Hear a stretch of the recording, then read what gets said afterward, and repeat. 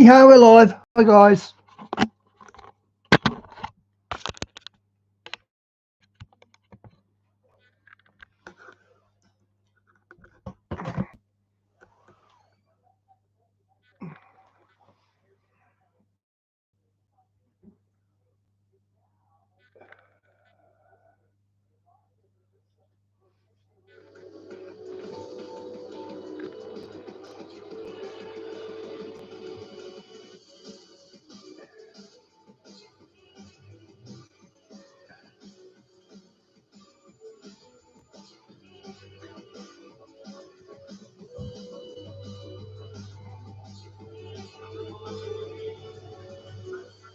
Hey, Diane. Hi, Shawnee. Good to see you, girls.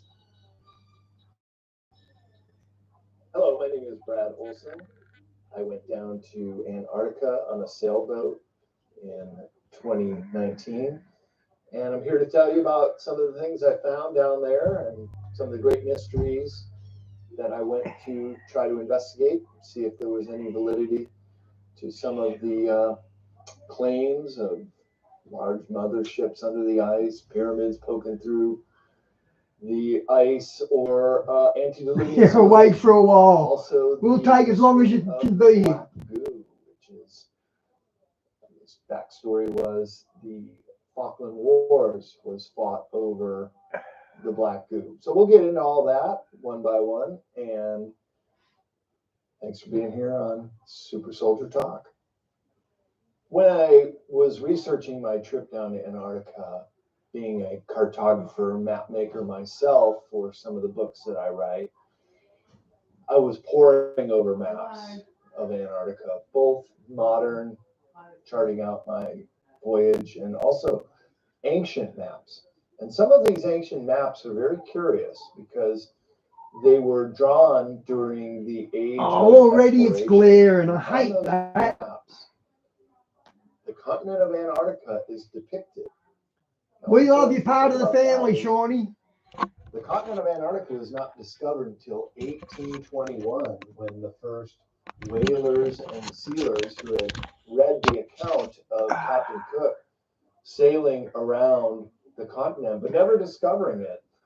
But he wrote in his account of the Southern Ocean Hey, Phil. that Good it to see you, was mate. rich in seal and Oh, whale man. life. I've got to try and fix the Back glare. then, oil blubber was the main component to be used with the oil lamps that were prevalent in 19th century Europe. So a lot of merchant marines headed down to the Southern Ocean as fortune Oh, seekers, man. harvest Refocus. seals for their hides and whales for their blubber. And that's how the continent of Antarctica was discovered in this modern age. I would propose that humans have been down there and discovered it before then, but we'll just use this historical perspective and say that they first set foot in 1821. However, you have the Piri Reis map of How so, Di? 1519, the Bache map, the Mercator map, which included the projection of a 3D planet for the first time on a two-dimensional map, all depicting Antarctica. And the Bache map is really interesting because it depicts Antarctica as two separate continents. And it wasn't until the whole continent was scanned and understood that indeed there is a channel between Western and Eastern Antarctica, suggesting that perhaps this Bache map has information of what Antarctica looked like before it was covered in ice. Similarly, the Piri I missed the beginning. Yeah, she tried to cheat. Reis map, which was only 2 decades after Columbus came to the New World, showing the entire South America outline as well as Antarctica with some islands that are still as yet discovered. So when I went down there, we had the opportunity to go to a bunch of research stations, including the Palmer base. And when we were at the American Palmer Station getting a tour, the head of the station, the chief, said, take a picture of that picture of an ice sheet. He said, that's right out in the bay there in the 1980s. It was painted. And at that time, it was just one big ice shelf. So I took a picture of it. And then later when we got outside, he said, that's what it looks like today. And you could see an island with a big ice cap on it, but it was not visible in that painting from the 1980s.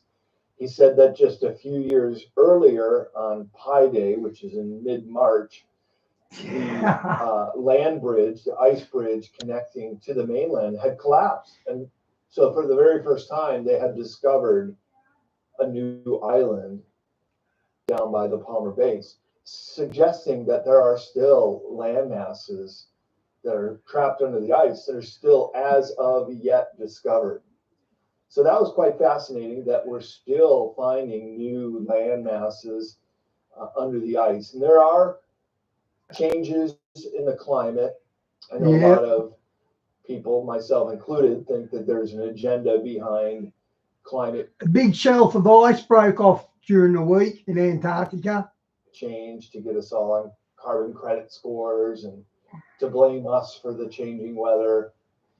But something also is very interesting happening down in Antarctica. And one of the maps that I use in my presentation called The Hidden Anomalies of Antarctica was this map from NASA, which showed the continent where it was heating up, but also where it was cooling down.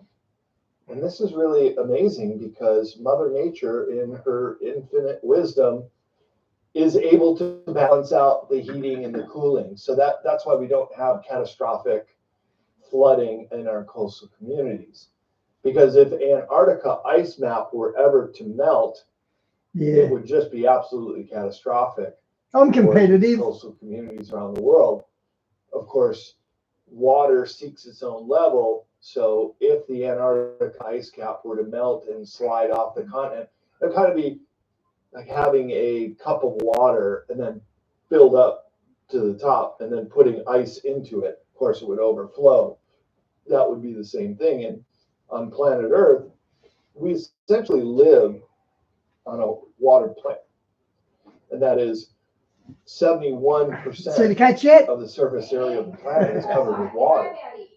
And of course, all the oceans interconnect at one point or another. So if one ocean were to rise, they would all rise. And that's why we haven't seen Miami Beach go underwater, nor anywhere else in a catastrophic way, because it just hasn't happened as predicted. So hopefully it never will, but the bellwether is to keep an eye on Antarctica, make sure that those ice caps don't melt and slide off. One of my colleagues in Antarctica research is Linda Moulton Howe. She started her career investigating cattle mutilations and has a very good reputation of interviewing whistleblowers who come to her and want to release their information through her platform called Earth Files. And Linda has gotten into whistleblowers coming back from Antarctica. The first, who I think is also the best, that she interviewed about 7-8 years ago is a gentleman named Brian S. He remains anonymous, hasn't shown his face in the interview, but he did show some photos of him during his operations. He was flying the big cargo planes all across Antarctica, mostly from McMurdo to the Amundsen Scott South Pole Station. And he had some stories to share with Linda about his years flying down there, including seeing silver discs over the Beardmore Glacier, which is in the Trans-Antarctic Mountain Range. Scott of Antarctica was an Australian explorer that went missing when he explored Antarctica. Base camp was too far away and they froze to death. And also having an emergency rescue of several scientists who were camping on the Rockefeller Plateau, funny name for all the locations down there, who were doing some research. And I can tell you from my experience, it can be extraordinarily. Wow, they've named the place Rockefeller Yeah, Rockefeller. They named Rockefeller Ledge. Wow, Rockefeller's got their foot in Antarctica too. Cold and dangerous to be away from your camp more than a few hours, and certainly sleeping overnight on the ice can be absolutely deadly. So there were these scientists that went missing on the Rockefeller Plateau. Of course, they communicate with radio, and this whole group of a dozen or so scientists just dropped off the radar. So Brian S. and his team went out looking for them, found the camp, no sign of anybody, and had to fly back to McMurdo and just say we couldn't find them. Suddenly, about a week later, they get a crackling message over the radio that we're here and we need a pickup immediately. And of course, they went out there and got them. It looks like a housing structure on stilts. That's what's behind him. And they were ashen face and wouldn't say a single thing. Hey, where were you guys? We're looking for you. You know, it's dangerous to go missing. Missing on the polar plateau, where presumably where the heck are you going to go?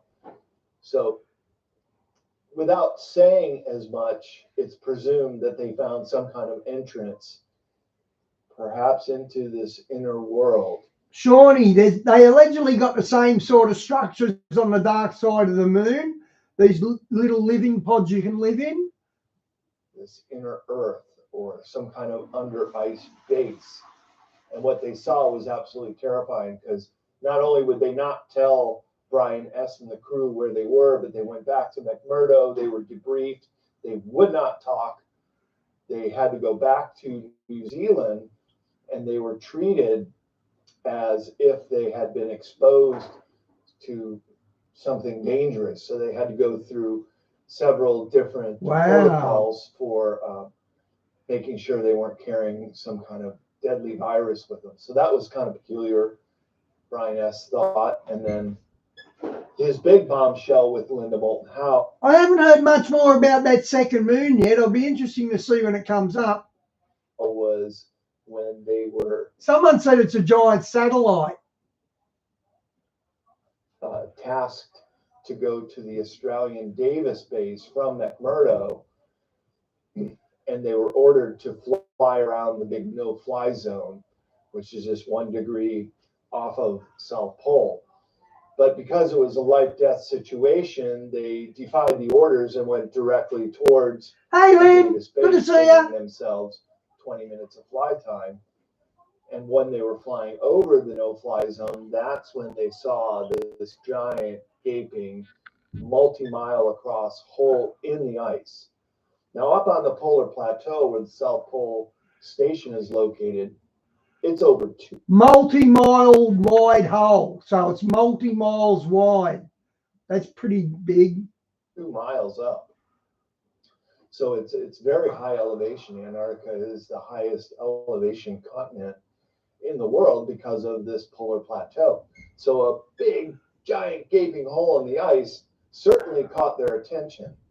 And the one thing that I found was most peculiar about this description of the hole is that it also had a road going down into it, like a cat track road that they could drive a snowcat out of the McMurdo or the South Pole Station and go down into it.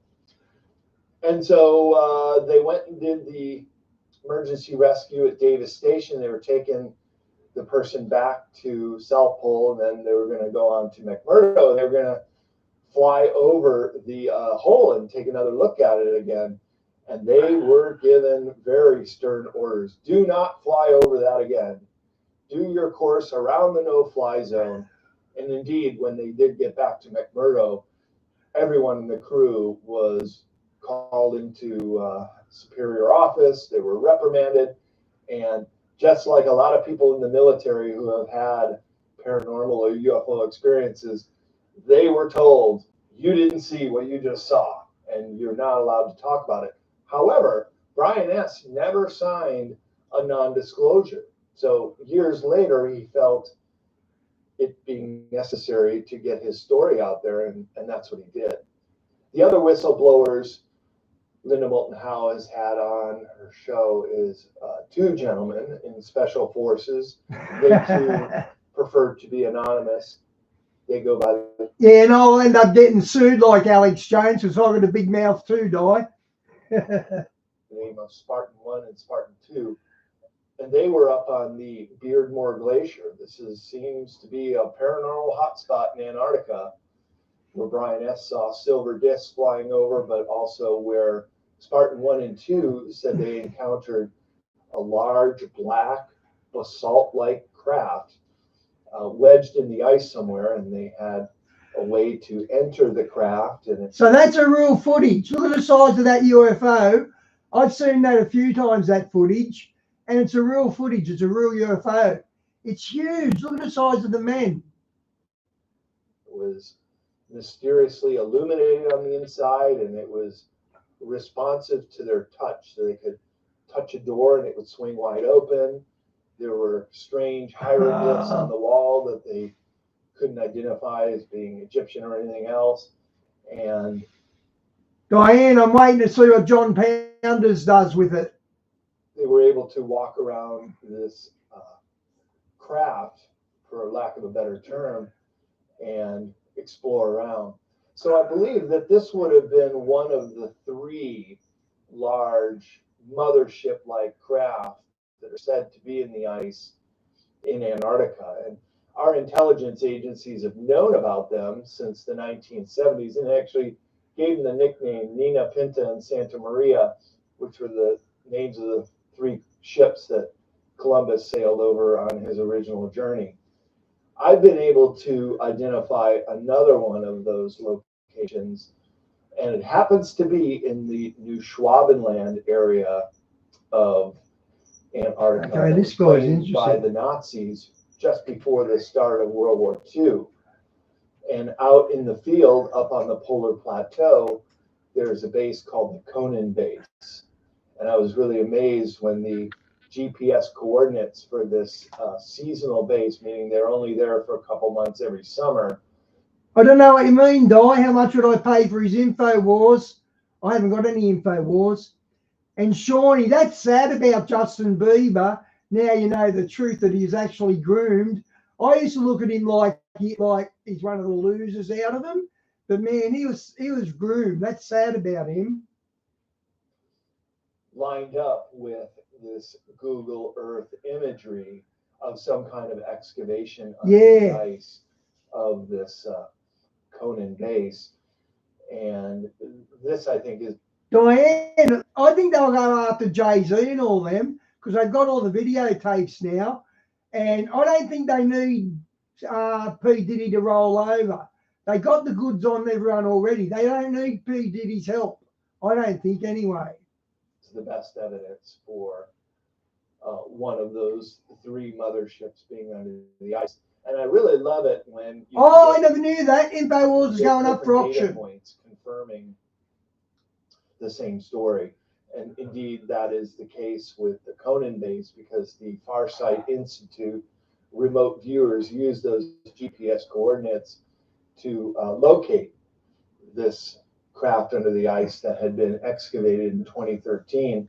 And indeed, what they found was some kind of manufactured craft that also was built for very large, tall species. They feel that the Farsight Institute, when they remote viewed it, that it was not only a craft that has not been used in many years, but also had been built for some kind of non-human entity, a very tall alien species that were not present anymore, but the craft was still there. Another great mystery of Antarctica is what the landmass was like before it was covered in ice. Yeah. And many explorers, even starting with there's a lot of maps with the land with no ice on it from the 1600s and things like that. The Scott Party to go to the South Pole, we're finding fossils up above the Beardmore Glacier at a location called Mount Buckley. And the Scott Party of 5 members, they were just 35 days behind Raoul Amundsen to get there in the year 1911. And they were so despondent to find the Norwegian flag flying at the South Pole that these expeditions are planned out years in advance. And on the way back, they were collecting these fossil samples from Mount Buckley that they were going to take back to the Academy in the United Kingdom. And part of the reason that the Scott Party failed on the way back, and all five of them, all five, including Captain Scott himself, perished on the Ross ice shelf, and their bodies remain to this day. They couldn't get to their base camp. The base camp was too far away. They overestimated it, so they died. Yeah, they're Australian. That's how come I know about that. The Scott adventure is very well known here. Were just buried in the ice where they passed when a rescue party came and found them. And the samples that they took show Antarctica was once a tropical continent, not only with ferns and flora suggesting a jungle-like atmosphere, but also replete with dinosaurs that once existed in Antarctica. No way! Some species of dinosaurs unique completely to Antarctica, meaning they're only found in the fossil records of Antarctica, showing that it had been once part of the giant landmass of Pangaea or Gondwana land and had broke off, because there are some parallels in the fossil record with Australia, with India, with Africa, that all those continents were once connected because the same animals were found in the fossil records there. So that's quite fascinating that Antarctica had once been a steamy jungle where now it's actually just a frozen landmass. Probably 99% of the landmass is covered in ice. Antarctica is also the most volcanically active continent in the world, with 91 known active volcanoes. So with all that geothermal activity, you have the propensity for large under ice domes to exist with fairly temperate climates. You could live down there, in fact, where on the surface it's very difficult to live. And that's why no humans ever lived in Antarctica, just because it would be so hard. And if you were under the ice, you would either have to have some kind of hydroponic method of growing your own food or having it shipped in. So only in this modern age could that be possible. Yet, it's also possible that you could have an extraterrestrial race down there, or these pre-Adamite, as they're known, species of human-like, not quite human, they were actually giants that perhaps came from Mars or other planets, and by coming here, they were in one of those 3 mothership craft that got stuck in Antarctica and actually had to live out their lives and perhaps finally perished in Antarctica or perhaps survived. And this is why there's so much secrecy with the continent, with these no-fly zones, with this hole in the ice, with the NSA, which was created in the 1940s, but wasn't even admitted to until the 1980s, and that's where it got the acronym No Such Agency for the National Security Agency, and they are tasked with all things extraterrestrial. So they're the ones at the Amundsen Scott South Pole Station protecting the no-fly zone, making sure nobody can go out there, calling back the planes, for example. And they're also tasked with anything such as a craft retrieval, such as alien bodies.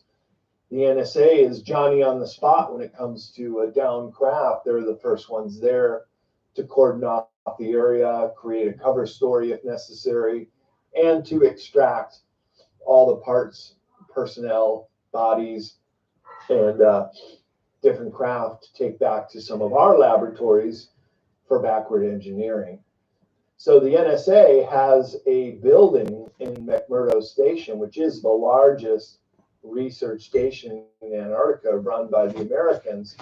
And there's an unmarked building in McMurdo that's run by the NSA, and nobody knows what's going on in there.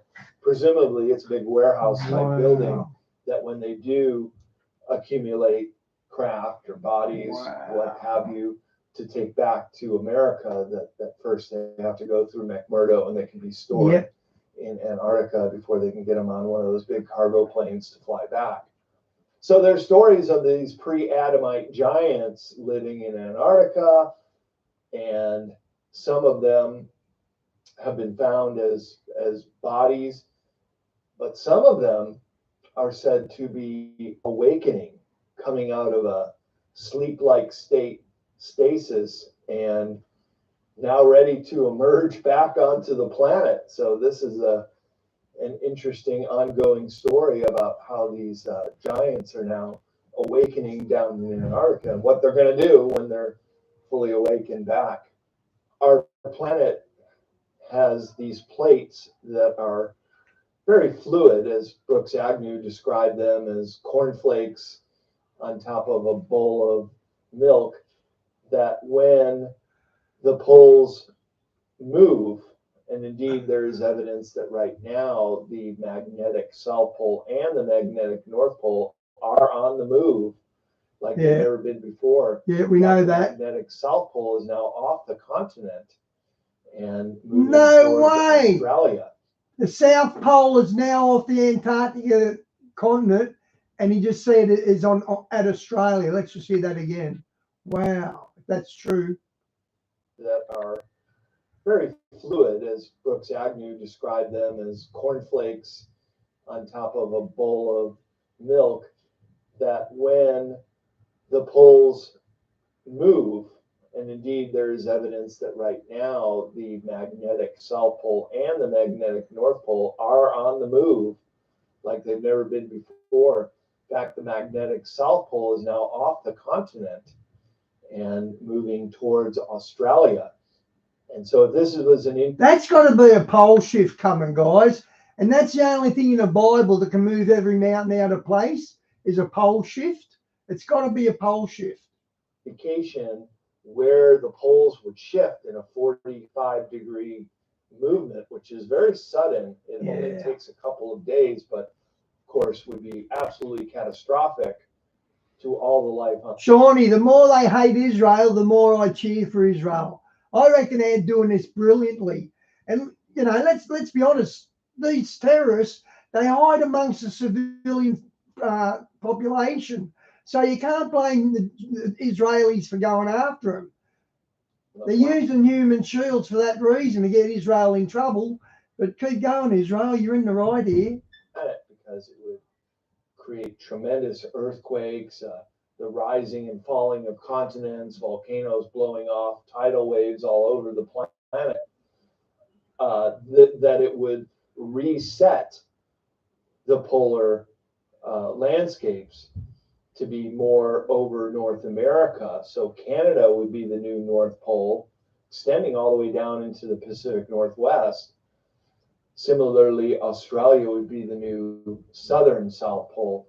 Then that would leave Antarctica in more of a temperate climate, and the ice would rapidly melt. We would finally be able to see what's really under the ice and could expose antediluvian civilization. There are some reports that there are excavations down there where they're finding not only some of these pre-Adamite giants, but they're located in megalithic structures, as well as finding megafauna, that is woolly mammoths, large ice age mammals that also once existed in Antarctica. Diane, Trump's had the goods to get that on Hillary. That'd be an easy case to make if he does that. And maybe still does, because in the secret diary of Admiral Byrd, where he said he flew into the hole in the ice, which he discovered 18 years earlier as the first aviator to fly over the South Pole. Admiral Byrd, after the tragic loss during the Battle of High Jump, in Operation High Jump was summoned to fly with just his radio man to the South Pole. And knowing that this gaping hole was there, large enough to accommodate his flying into the hole and then back out, was summoned into the inner Earth. Where while he was flying, the first thing they noticed was verdant green valleys and flowing creeks, saying to his radio man, this shouldn't exist. And then seeing something like an elephant as they got closer, they did another double take, and indeed it was a woolly mammoth down there.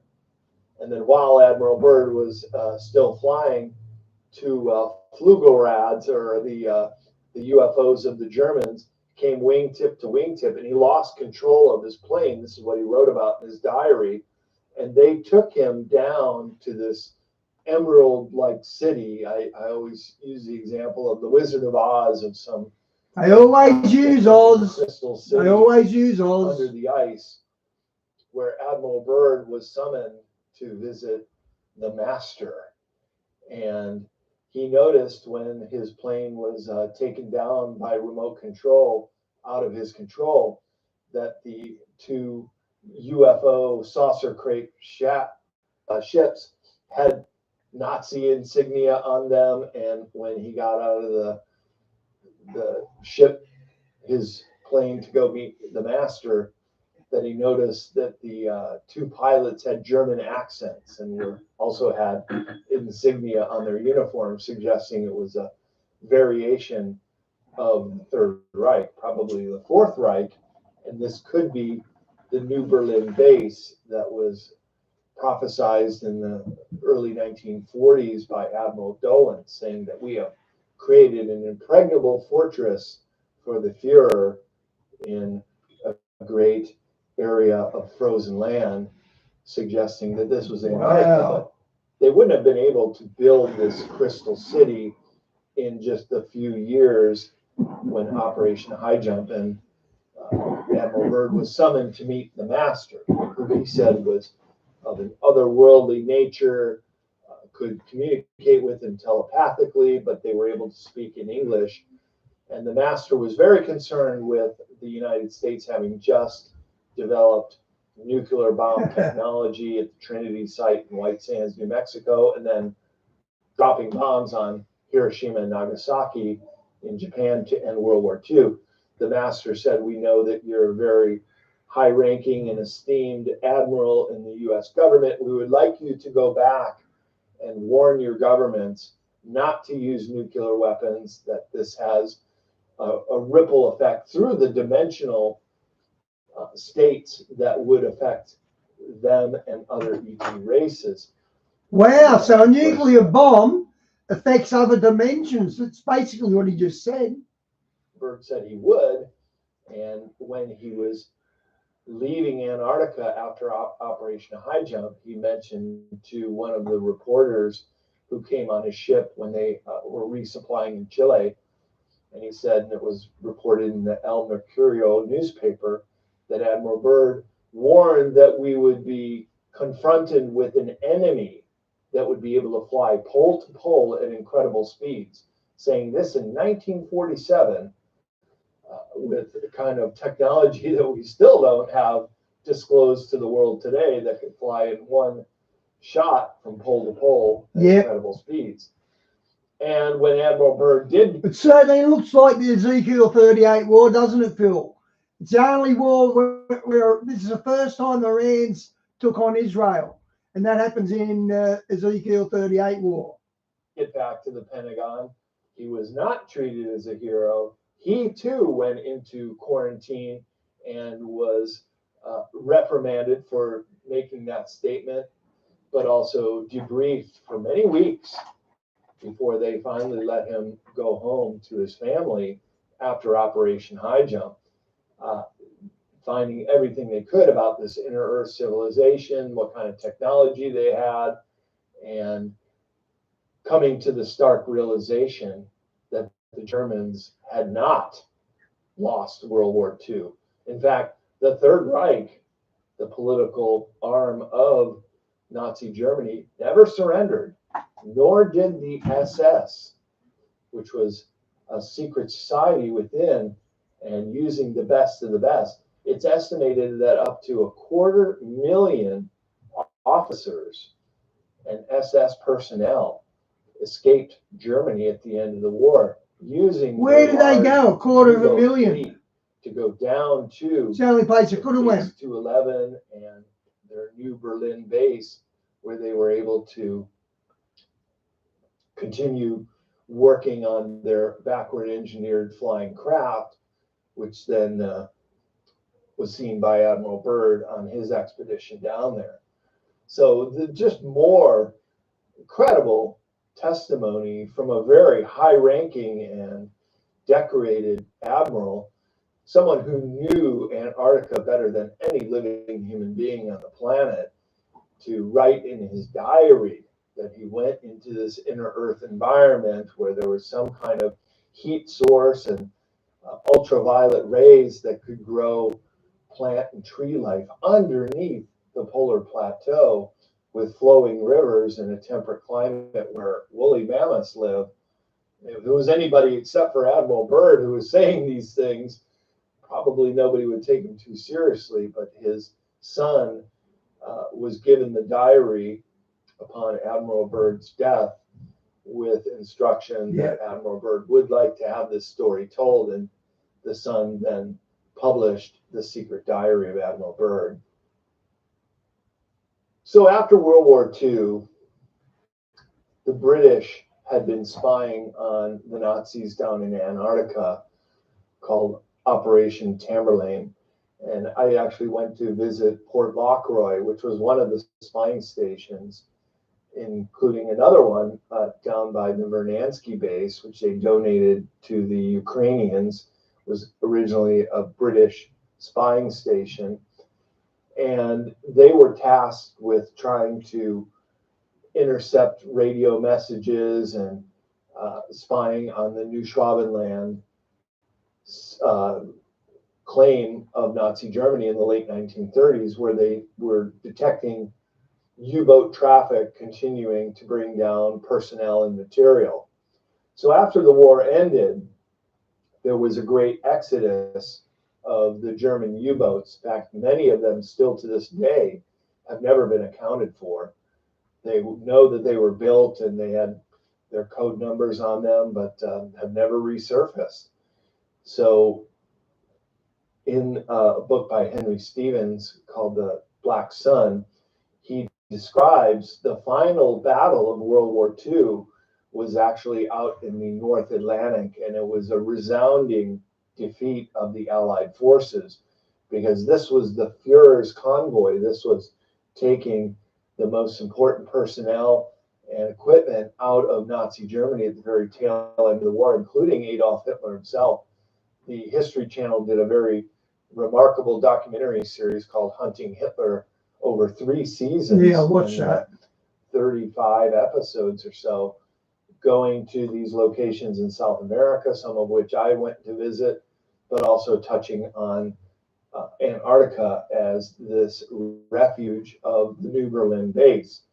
So the Americans were tipped off by the British that the Nazis, some of the highest personnel, had escaped, and they were tasked with mounting an operation. It wasn't just the Americans, but other Allied countries all came together in Operation High Jump, 1946, 1947, supposedly as a scientific research mission, yet it was going down there as a military flotilla, replete with aircraft carriers, submarines, 33 aircraft, 4,600 trained military troops that appeared were ready for some kind of military engagement and landing on the continent to confront these Antarctica Nazis.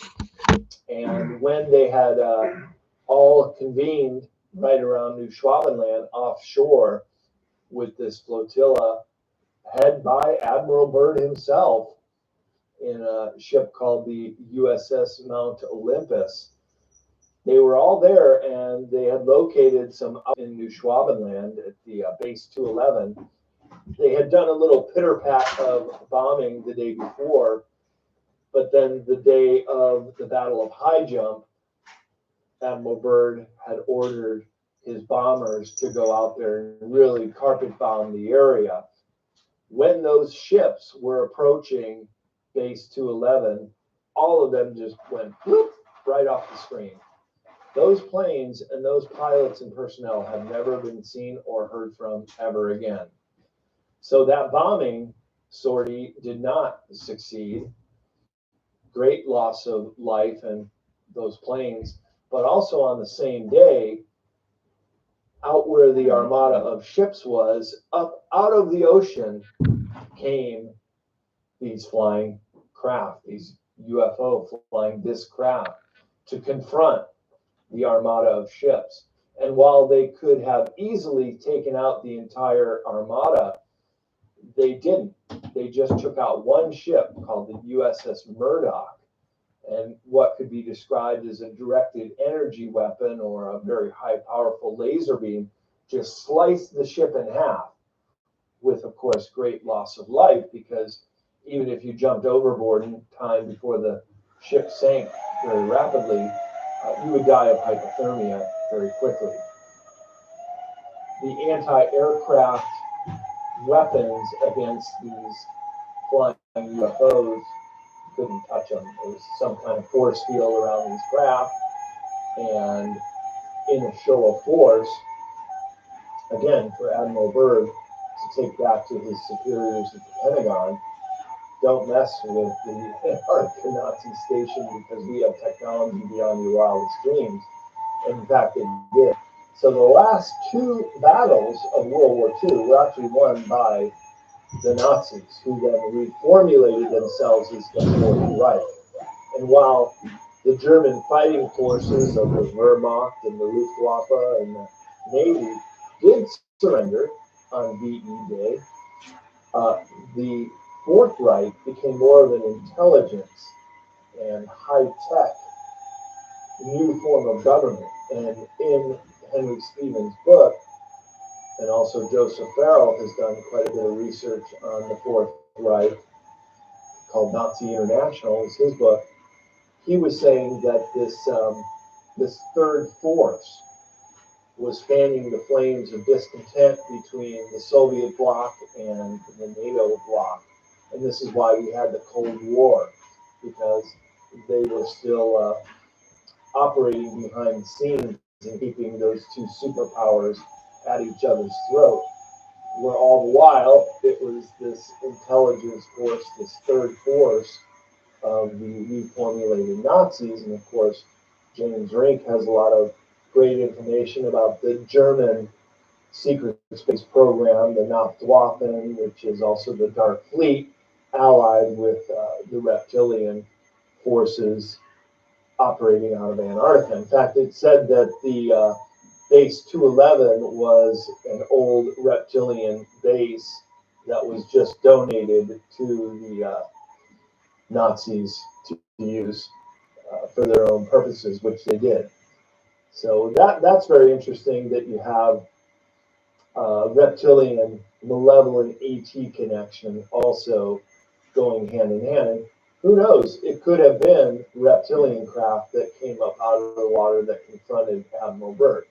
Well, of course, the Americans didn't take that too well, losing two battles at the end of World War II. And of course, they were very keen on confronting those Nazis once again. But before they could, there was the famous flyover of Washington, D.C., of several craft, and it was on the newspaper cover. It wasn't several crafts, it was about 24, two or three dozen craft. It wasn't several. Around the country in 1952 of these crafts flying over the Capitol building, penetrating the most secretive and protective airspace in the world. And here you have a dozen or so craft flying right over the Pentagon in Washington, D.C. For a long time, everybody assumed that they were UFOs. of an extraterrestrial nature, now most UFO researchers would agree those were the Antarctic Nazis flying pole to pole at incredible speeds to confront the United States and basically force surrender treaties.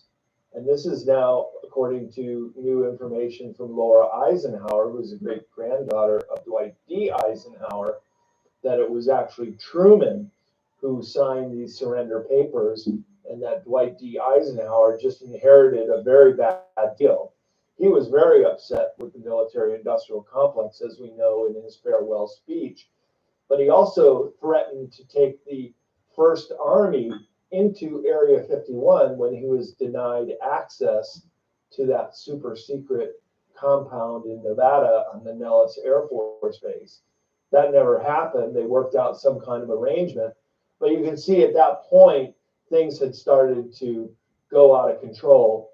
And these Fourth Reich Nazis had gained quite a bit of power. Hey, boss, good to see you, mate. Our American government. Of course, we know about Project Paperclip, where we're taking their scientists right out of Nazi Germany and putting them in high-ranking positions. And this is part of the neo-fascism problem that we have in this country today. And I would say it all traces back to this Fourth Reich Third Force that has been a player ever since the end of World War II. Operation High Jump ended 2 months into the 6-month campaign.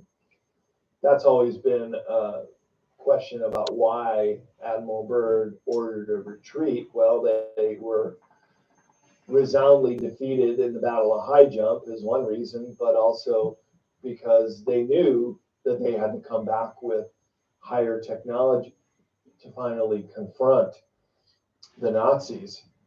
Then you had, in the following years, another expedition in which Admiral Byrd went down there called Operation Deep Freeze. And this was not so much of a confrontation with two militaries, but more to try to root out some of the Nazi bases and get more intelligence on it. And in fact, the flyover of Washington, D.C. then happened in subsequent years, forcing this treaty on Truman, which was then adapted by the Eisenhower administration, much to his chagrin. Then he had to go along with it. Then there was the nuclear bomb testing, ostensibly to blow a hole in the upper atmosphere and test nuclear weapons down in the Southern Ocean, right in the area of New Schwabenland. And this was called Operation Argus.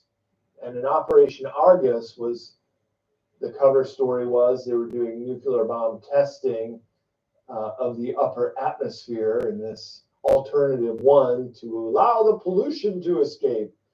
But in fact, they were nuking the Antarctic Nazis in 1958 as retaliation. By that time, most of the staff and personnel had left. They didn't really like it there.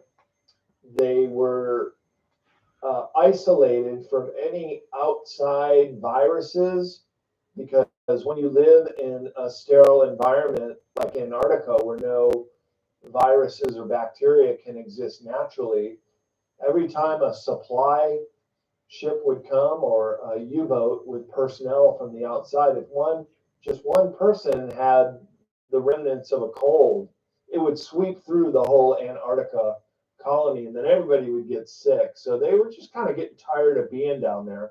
So by the time of Operation Argus, they had moved almost all of the personnel and material to their secret bases in Chile and Argentina.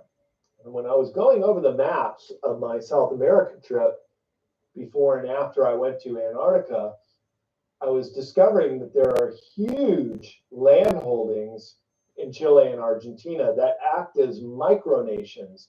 That is, they are their own countries, in so much that they can operate independently, such as the Vatican City within the city of Rome, within the country of Italy, but it's its own micronation.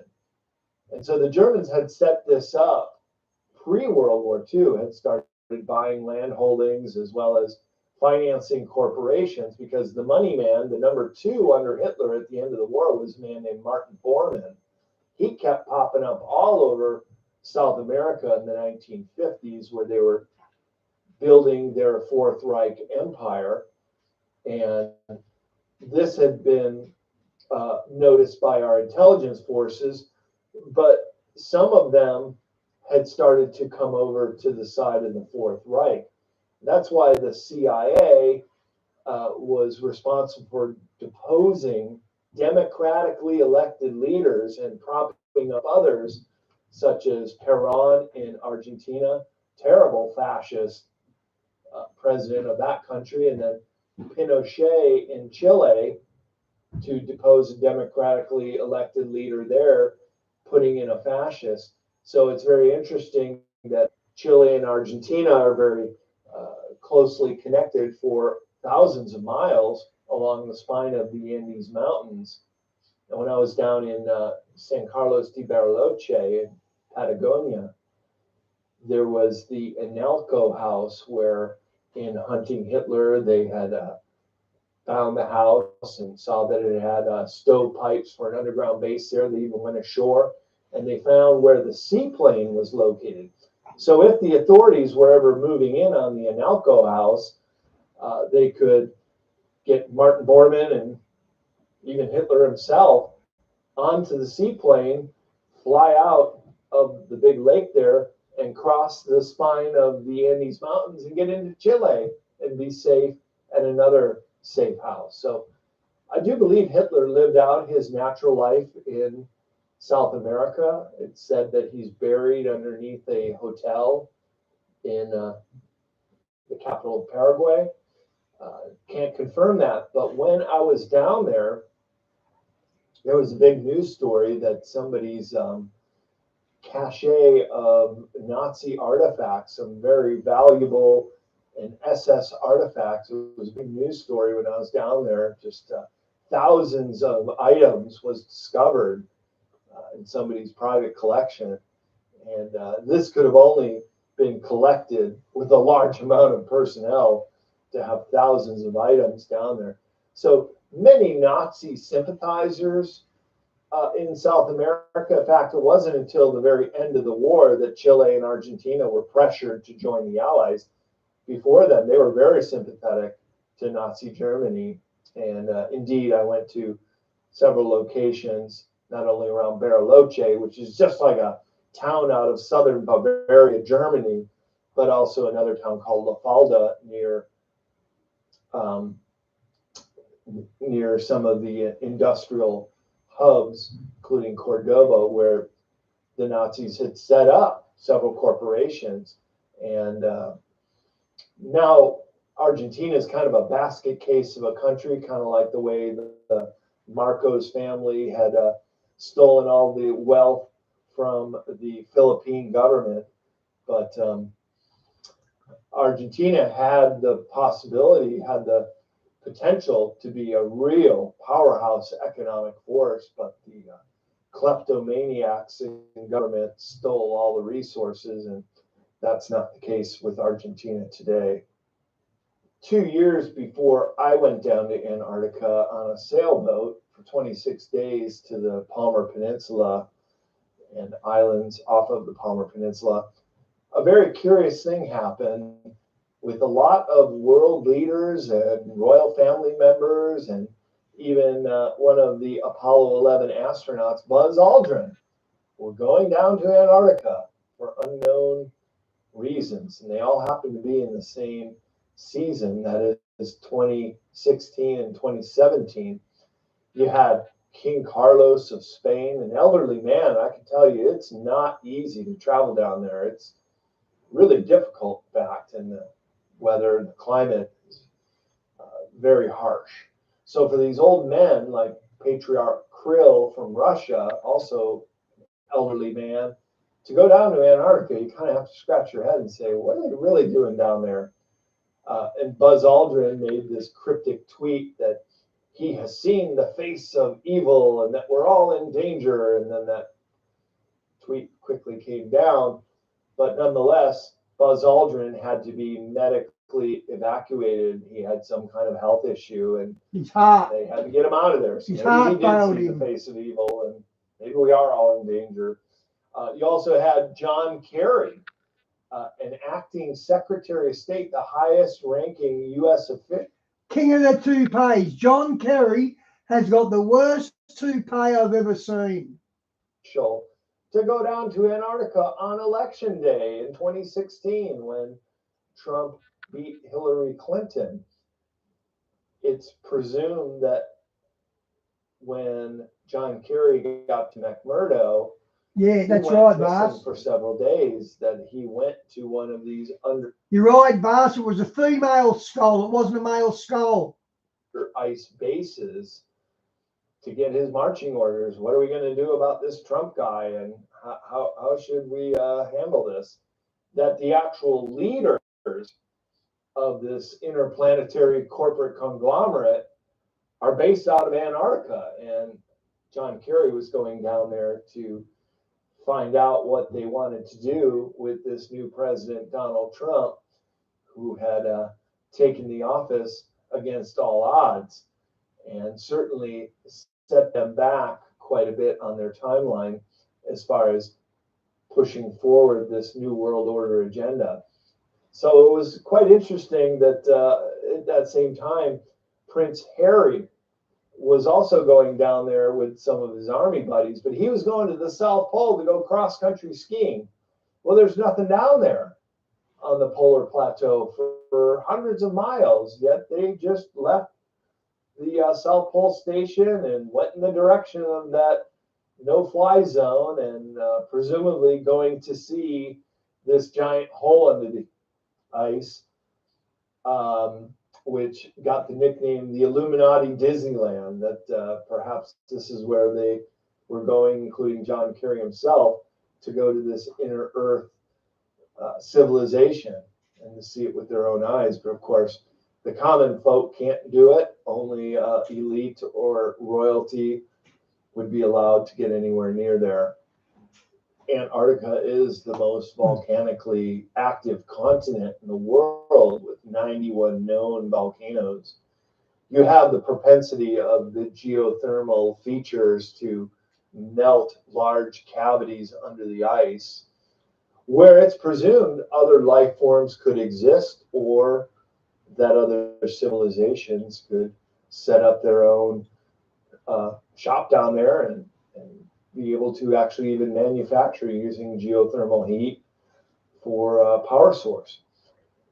So the Nazis had seized upon one of those fault lines, and one of the first locations they went to inland was a place called the Schumacher Ponds, named after the pilot Schumacher, who landed one of the seaplanes off the MS Schwabenland ship, and his ground party left for several days, I believe, to go and find that defunct reptilian base that they were going to be allowed to refurbish for their own purposes.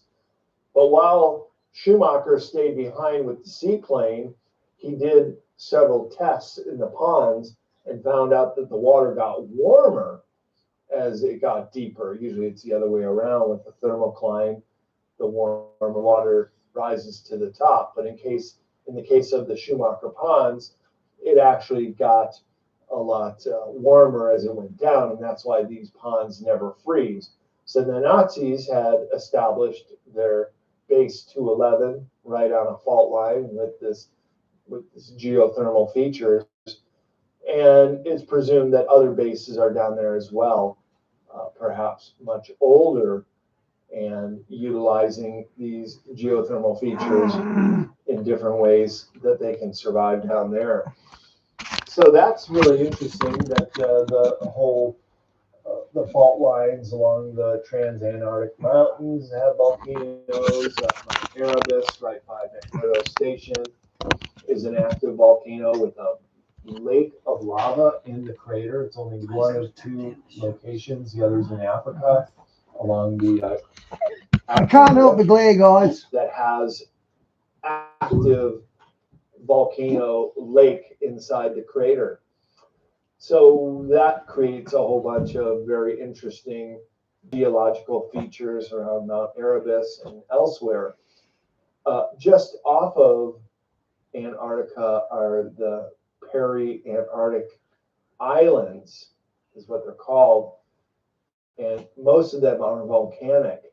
Some of the southernmost islands are not necessarily active. Some are dormant or extinct volcanoes poking up out of the ground. And there's an island chain called the South Sandwich Islands.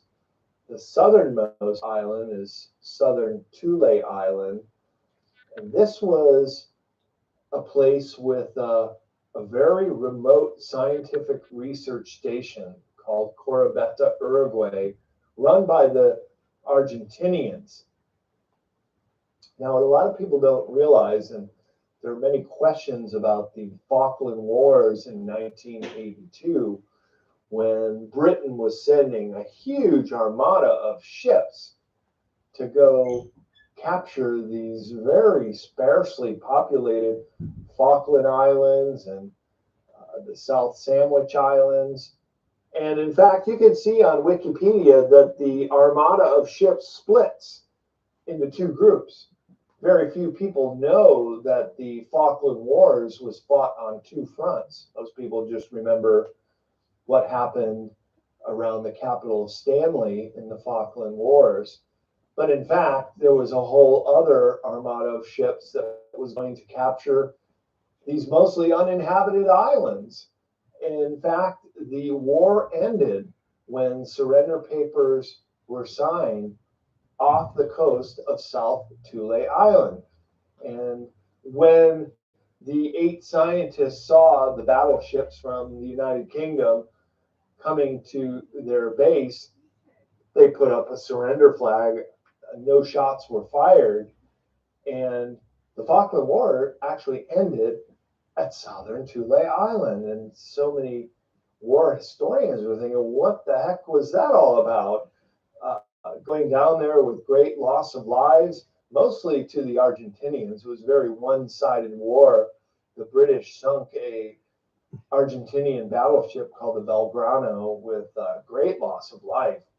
I was down in Ushuaia before we set sail for Antarctica, and they had something similar to our Vietnam Memorial in Washington, D.C., of all the names of all the very young conscripts that went down with the Belgrano. And the Argentinians are still very upset over the Falkland Wars.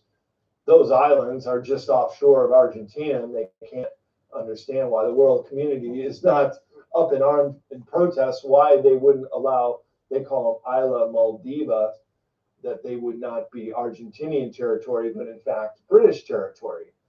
And so the second armada of ships that broke off to capture these mostly uninhabited islands was so important it had its own name. It was called Operation Keyhole, which culminated in the surrender of South Thule Island.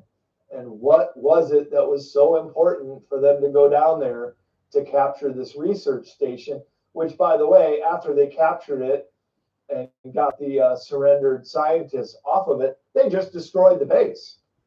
But they were there to get something very important, and that was the black goo. And it was deposited there by extraterrestrials a very long time ago by the a benevolent race of ETs. And you think about black goo, it's a sentient, perhaps AI-induced substance that will glom together, and it can be used for rapidly cloning if that's what is necessary. And that's why it was brought here by the extraterrestrial race after the Tova explosion 71,000 years ago. And I actually had the opportunity to go to Lake Toba on the island of Sumatra in Indonesia.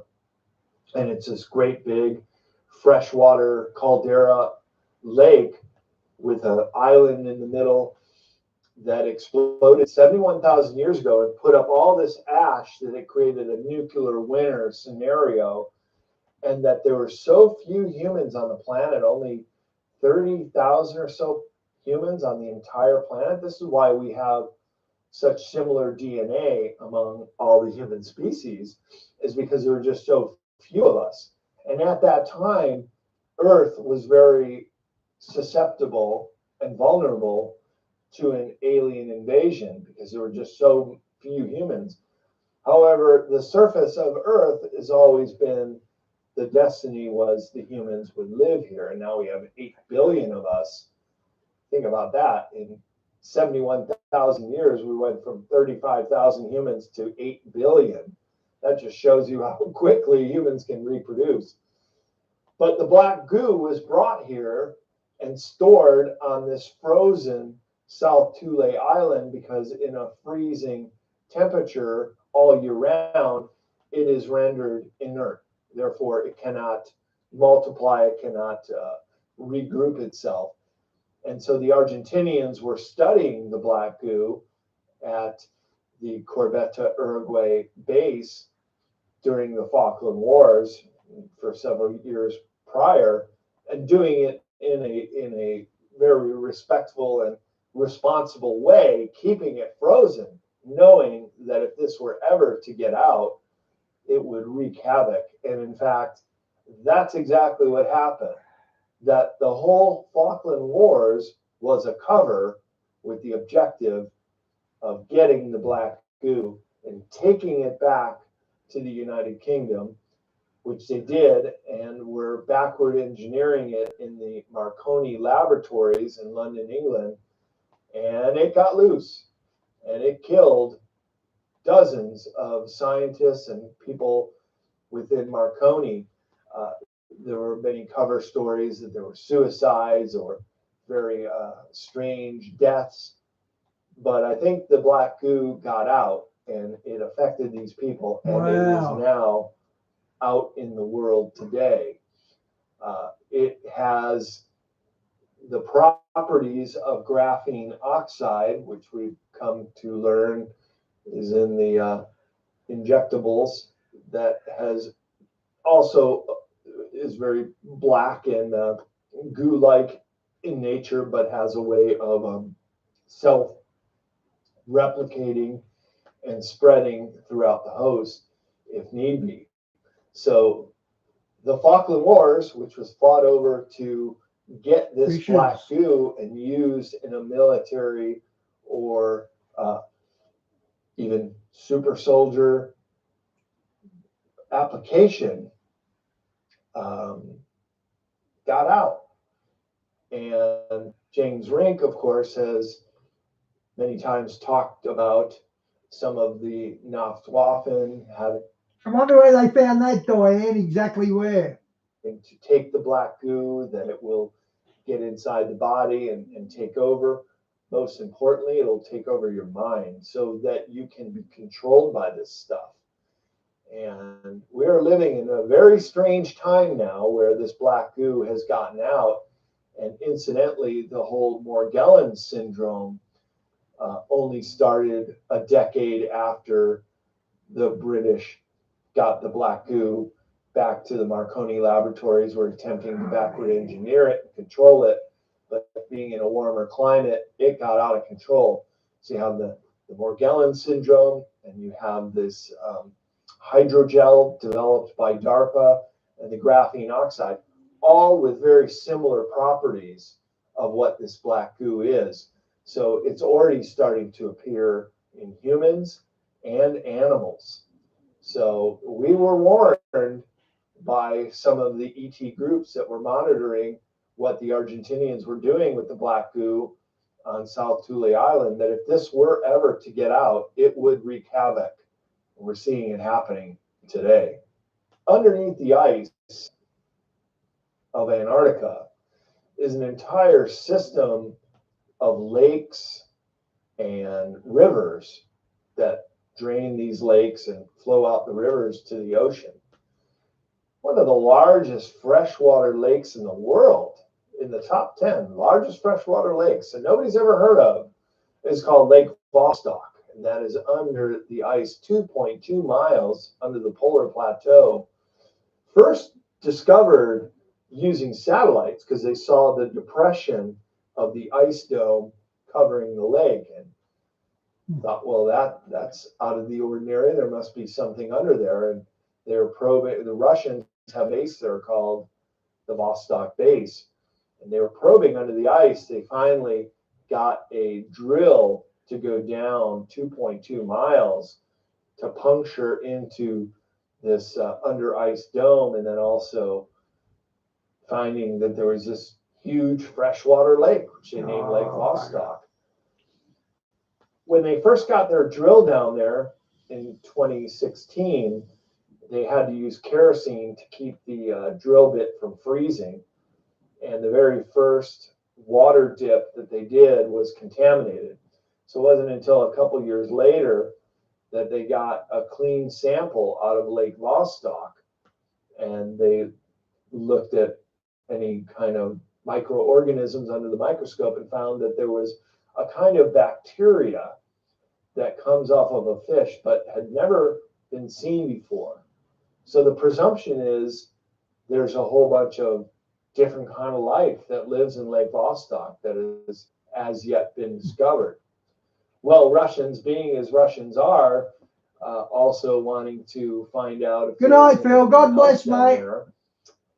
There were stories in Nexus magazine and other publications that they sent down a exploratory party, not only to explore the surface area of Lake Vostok and the shoreline, but also replete with scuba diving equipment to go down into the lake. And they had a team scuba diving down in Lake Vostok, and they were confronted with some kind of sea monster, this according to these news reports in the alternative press, that confronted some of the divers and actually was able to consume or cut those divers off from their oxygen supply with a loss of life. But some of the Russian divers survived, came back up to tell the story, and that news story then leaked to the alternative media. So there may be some kind of creatures in Lake Vostok which are very dangerous and deadly to human exploration in the depths of the lake, which is a very deep lake too, that was carved out from glacial activity before it was covered in ice. So it's a very ancient lake too, but completely cut off from the outside world because it's under this huge plateau of ice in Antarctica. So in the northern and southern hemispheres, there is the phenomenon we call the northern lights or aurora borealis in the northern hemisphere, but the same effect occurs in the southern hemisphere, but they call it the aurora australis. And australis was the name for this land of lore that was supposed to exist in the southern hemisphere when the Dutch explorer Abel Tasman, who the island Tasmania off of Australia, pretty much charted most of the coast of Australia. That's where they got the name Australis from, where the southern continent of Antarctica was actually presumed by the ancient Greeks that there must be a southern continent to offset the balance of the land masses to the north. And they were absolutely correct. One of the northernmost constellations in the northern hemisphere is called Arctus. So the name Antarctus means the opposite of Arctus, and that's where the name Antarctica comes from. And so with this phenomenon of the northern and southern lights, you could... Antarctica, Antichrist, same technology, and see these magnificent colors if you happen to be down in Antarctica during their winter, which is a very harsh period of time where it's many months of total darkness. And in fact, during the Antarctica winter, when all of the seasonal bases empty out and just a skeleton crew stays behind with the other bases, there are only 1,000 people living in Antarctica during their winter down there. And so very few people have ever seen the Aurora Australis, but they would have to be stationed there with the skeleton crew. Turns out that the northern and southern lights, they do occur year round, but you just can't see them in the daytime. And in the summer, they have 4 months at the South Pole of just daylight, no nighttime at all. And just similarly in the wintertime, they also have. And with a flat Earth, how does that work out that they get 4 months of daylight in a row with no nighttime at all? How do you get that with a flat Earth? Only a globe can give you that. 4 months of total darkness. So if you are stationed down there, you will see it. One of my colleagues, another person I know who has been to Antarctica, Eric Hecker, he says he saw them when he was stationed down there all winter long. Boy, was it cold and very dangerous. You couldn't even go outside with even the smallest bit of your skin exposed. So everything had to be covered or you get frostbite within minutes. It was that cold. The other very interesting concept is that at one time, Antarctica had been a temperate climate and hosted different civilizations that left behind megalithic monuments, which some reports say have been excavated from out on the ice, but also these pyramids that are poking through. And I know 3 locations where they're located. One of them is not too far from McMurdo in the McMurdo Sound, and Eric Hecker had a long poster, and right there it says pyramid, and there's a pyramid-shaped mountain on it. Another is in Oates Land, just directly south of New Zealand, and the one that we see so much on Ancient Aliens and other TV shows is in the Ellsworth mountain range of western Antarctica. And when I was talking to a group that does trips down there, showing them some of my photos, including those pyramids in the Ellsworth range, and I said, well, what do you think of these? And he dismissed it. He said, well, yeah, I've flown over that a number of times, and we just considered it a nunatak, which just means an attractive, symmetrical mountain poking through the ice. I said, well, did you ever land a plane there? Did you ever check it out or go see it? No, we never did. Climb it, take a sample. No, we just flew over it. We call it a nunatak. And then said, well, I guess the jury's still out until we can get some boots on the ground and check it out. And so that's just another one of the great mysteries of Antarctica. My name's Brad Olson, and that's the name of my website, bradolson.com, and also CCC Publishing, where my books in the esoteric series, which I write a lot about these mysteries I've just discussed today, you can find, including modern esoteric, future esoteric, and beyond esoteric. Okay, I thought that was very interesting, and he put that together well.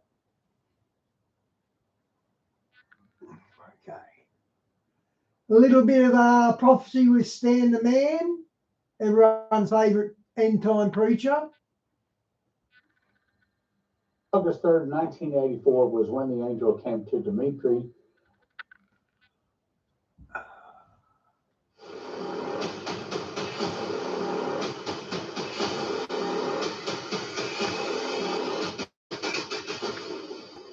Welcome to the Prophecy Club. I've got a really important program for you today. I'm going to title it, Is 2024 the Year? There are so many things happening. Let me give you a brief overview of some of the prophecies that we're following that apparently are about to happen.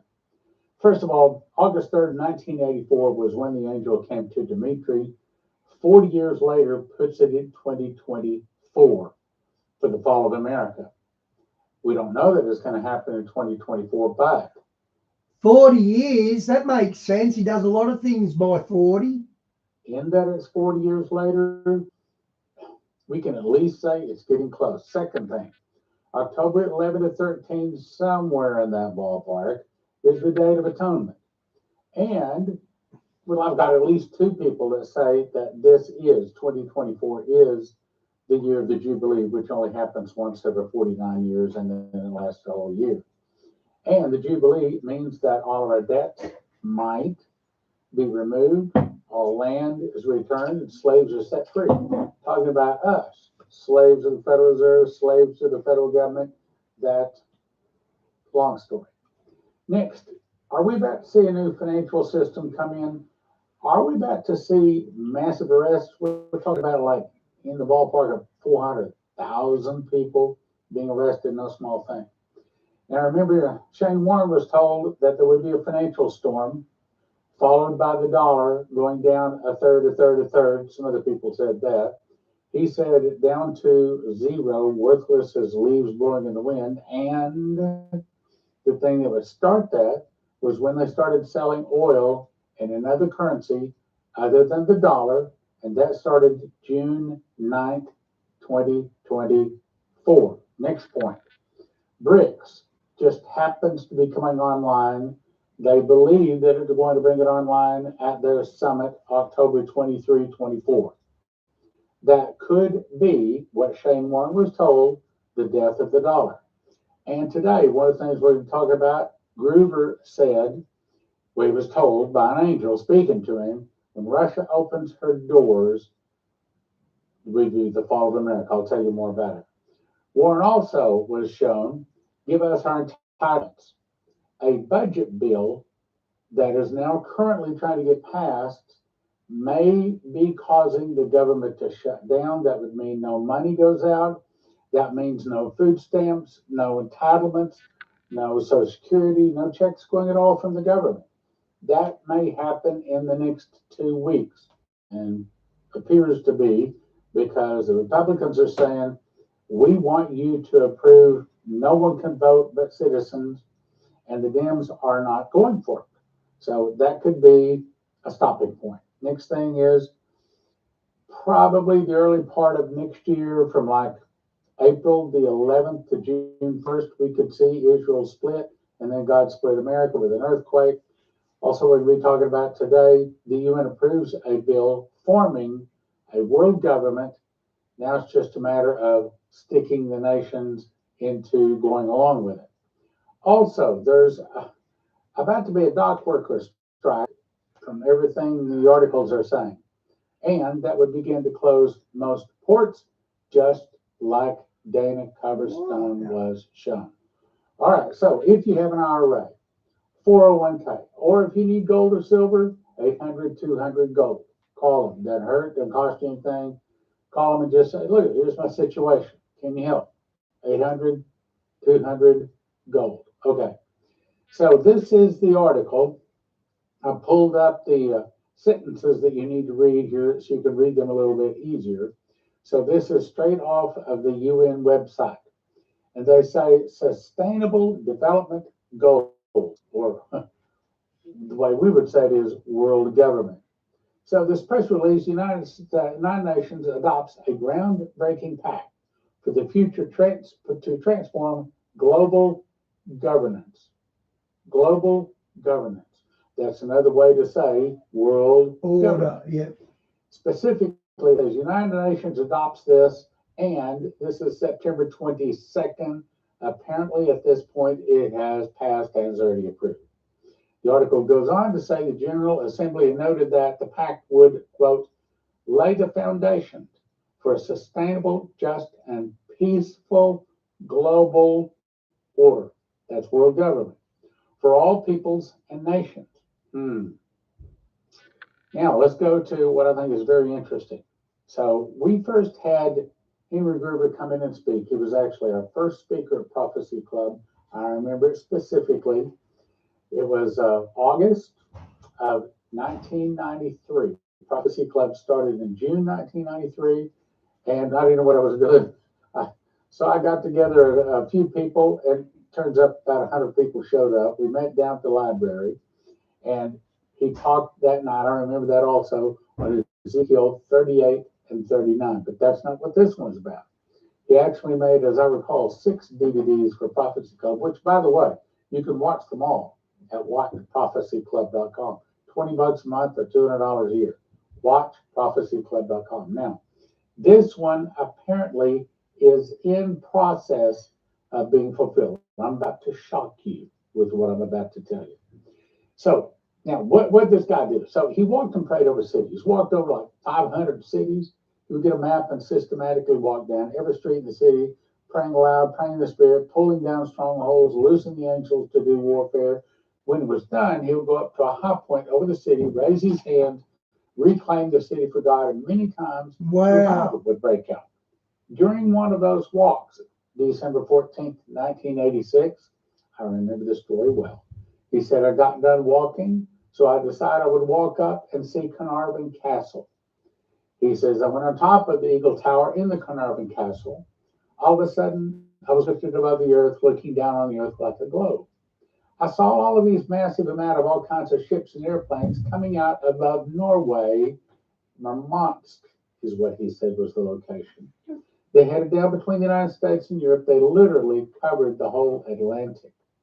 I looked over in the globe of the United States, and I saw coming out of the United States these radio communication towers. And at the time, he didn't know what they were, because in 1986, there were no cell towers. But later, he said, that's what I saw, as cell towers. He said, coming out of the United States, these radio communication towers, I saw the jagged lines that show that communications were coming out. All of them, they began to sprinkle down on the earth like dust. And I thought, oh no. Oh no, they're not getting through. They're not getting through. They don't know what is happening. They're totally oblivious. Then I began to see submarines emerging from under the surface. I was surprised at how they approached the west to our borders. They were in our territorial waters. It was almost like they were parked on our beach. Then I saw missiles coming. It took less than 60 seconds from launch to detonation. I saw one hit Seattle, Bellevue, San Francisco, Los Angeles, San Diego, Miami, and Tampa. I saw 6 nuclear blasts that just literally leveled everything. I cried out and I said, oh God, when will this be? And what will be the sign of its coming? Now, here is the interesting part. I heard an audible voice speak from behind me and say, when Russia opens her doors and lets the masses go, the free world will occupy themselves with transporting, housing, feeding, and caring for the masses, and will let down their weapons and cry peace and safety. Then sudden destruction will come. Then is when it will come. Now, the point I want to bring to your attention here, when Russia opens her doors, I'm about to show you an article that says that Russia has opened their doors. Now, this particular article is they're inviting people to come in. Does it stand to reason that if Russia is inviting people to come in, if they're opening their doors for people to come in, does it stand to reason that the next step is they're also about to say, if you don't like it here, you can go? Look, if I were leading Russia and I wanted to attack America and I wanted to get rid of all of the disgruntled grumblers and complainers and those people that might be traitors, I would want them to leave my nation. That way, I know that the ones that remain in my nation are loyal to me and want to be here. This is one of the things that I would do if I were in that position. Now it says, when Russia opens her doors and lets the masses go, that has not happened. But Russia has opened her doors to people coming in. Oh, yeah? So here it is, when Russia opens her doors. This is an official internet document posted on the internet. You can see the date, September 17th, 2024. It says, order of the government of the Russian Federation, and it gives the date, in accordance with the paragraph, blah, da, da, da, da, da, da. And it goes on to say, if you don't live in any of these nations, you are free to come in. You can apply for a visa. I might add, the United States is one of the nations. They don't want people going to Russia from the United States. Why? Because they're trying to clear their ranks. They're trying to get rid of the traitors, and they're trying to bring in people that would be favorable for Russia. Actually, that's a pretty smart step. While our southern, well, and northern borders both have been opened to bring in people that want to be in America, so they say. In my opinion, a lot of them are, like Trump says, they've opened their insane asylums, their criminal, their prisons, and their jails, and they're, I will say this, they're low lifes, they're people that can't find a job. Look, if you can't find a job in another nation, what makes you think you're going to find a job in a nation that has a higher requirement of skill level than the last nation you left? Okay, so what we're getting is the worst of the worst. They can't get a job in a low level nation. How are they going to get a job in one that requires Oh, things like man. education, morality? Okay, now let's go to the next thing. I ask everybody to pray. Diane, is that comet showing up now?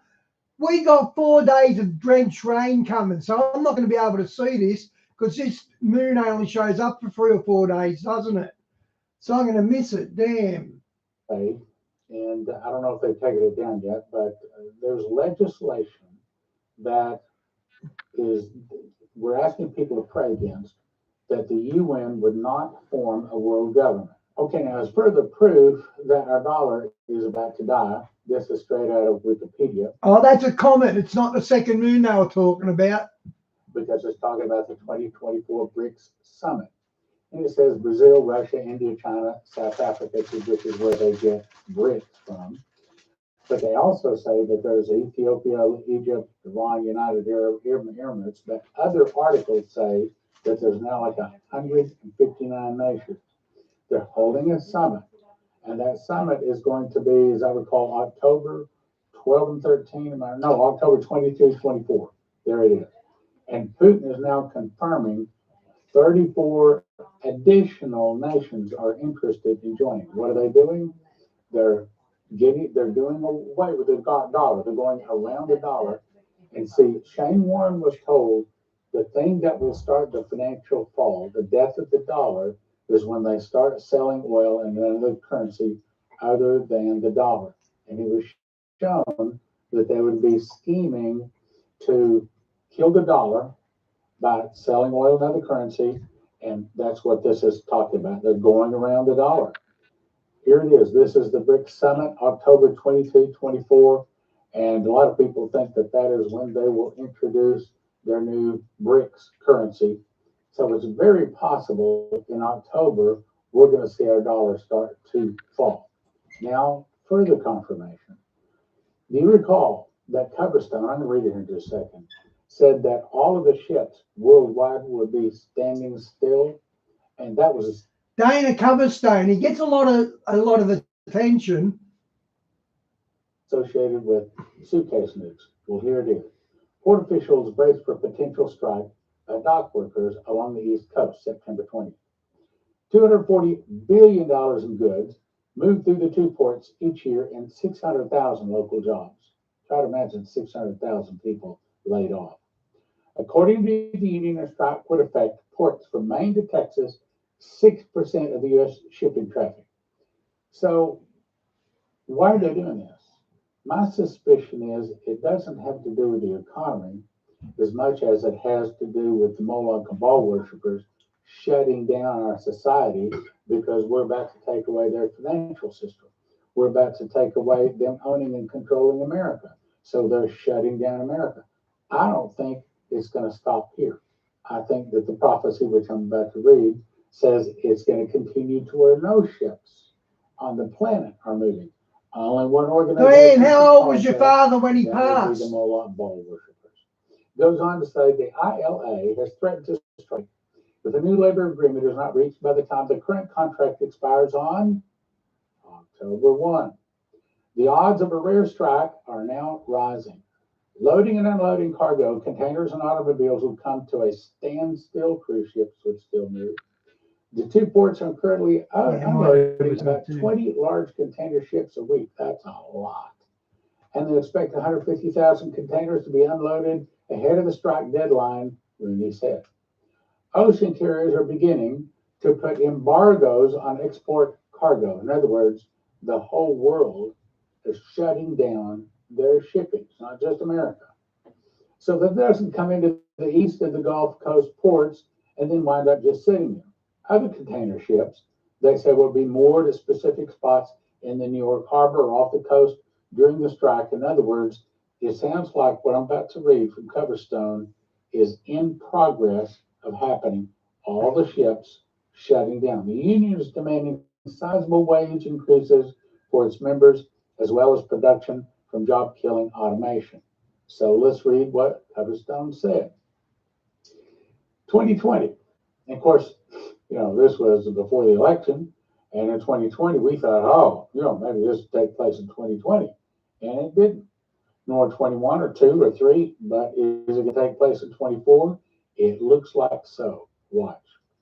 I saw the calendar of December and I saw the finger underlined slowly, and it was pushing slowly, forcefully under the line of the name December.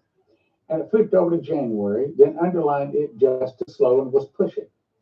Then the vision started. The first vision I saw was long food lines. At Valia, we know a healthy gut means a happy you. Our deliciously creamy probiotic yogurt is proven to naturally boost digestion and immunity. Valia, get gut happy. Try our new no added sugar probiotic yogurt. Call for electricity and help families enjoy on a Sunday feast. Green Day present the Sages Tour, live in Australia, March 2025, performing.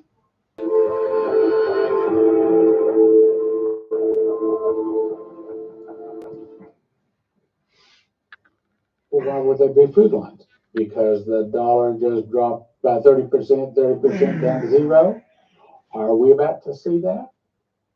I saw people waiting for what seemed like hours, standing in line, not in cars. Why are they not in cars? Suitcase nukes went off. The MP fried the computer chips. The car is dead unless you want to haul it with oxen or horses. Okay, it's not going to start ever again. It's an impossible task to replace all of the chips. I saw this throughout the nation. Wow, that's not just 8 or 10 suitcase nukes. They say there's some 35 in America. I saw ships on the both east and west coast, just sitting idle, nothing moving at sea, nothing moving at sea, nothing. Again, this is all in progress, my brothers and sisters. I saw a headline that said Baltic Dry Index is dead. What's the Baltic Dry Index? Well, that's a measurement of ships moving around the globe, and it's been going for over 100 years. And I didn't look it up, but my guess is it's never been stopped before, never been dead before. But again, since we're taking back the financial system, since we're kicking them out of their government of America, the devil's not going to go quietly in their night. And this is what he's doing. He's saying, okay, well, I'm in charge of this. And what I'm in charge of, I'm going to start shutting down. I have the suitcase nukes. I'm going to bring them out. So anyway, I saw a headline that said Baltic Dry Index is dead. They said that nothing was moving in trade around the world. I used to think, well, maybe that's suitcase nukes. No, I think that's now the Moloch and Baal worshippers in charge of it. I noted that there were no Christmas lights. This was December. There was no holiday displays. There were no sales mentioned, no Christmas lights, no Christmas delays. Now, hang on. If this is going to be happening this year, and here we are, which is September the 23rd, it would occur to me, I mean, they're going to start putting up the Christmas lights and getting ready for Christmas right after Thanksgiving. So it would occur to me that this has got to start happening, well, sometime before Thanksgiving. In other words, in the next few weeks, we could, I'd say we will. I'm a watchman. I don't know when it's going to happen, but it certainly looks like there's a good possibility. I Mhm. noticed there were no Christmas lights. This was December. There were no holiday displays. No sales mentioned, no Christmas lights or Christmas displays, no Santa Claus, no Easter, no Christmas type things going on at all.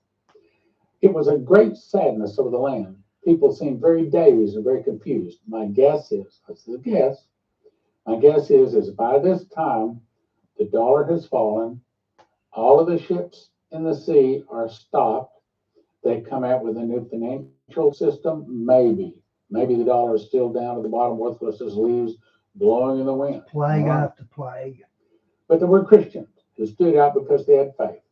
That's the point. We need to all be ready to go to work. People wouldn't hear about Jesus all of our lives. When this trouble hits, the Holy Spirit's going to start opening their eyes, opening their heart. And that's when we see, there, as I said Sunday, I said, some people, when they hear about the world and the things of this world dying, they'll go, oh no, I can't take it. But for us, as soul winners, we say, hot dog. Now, finally, people will start listening. Finally, people will start asking Jesus in their heart, start repenting. That's what we're looking for.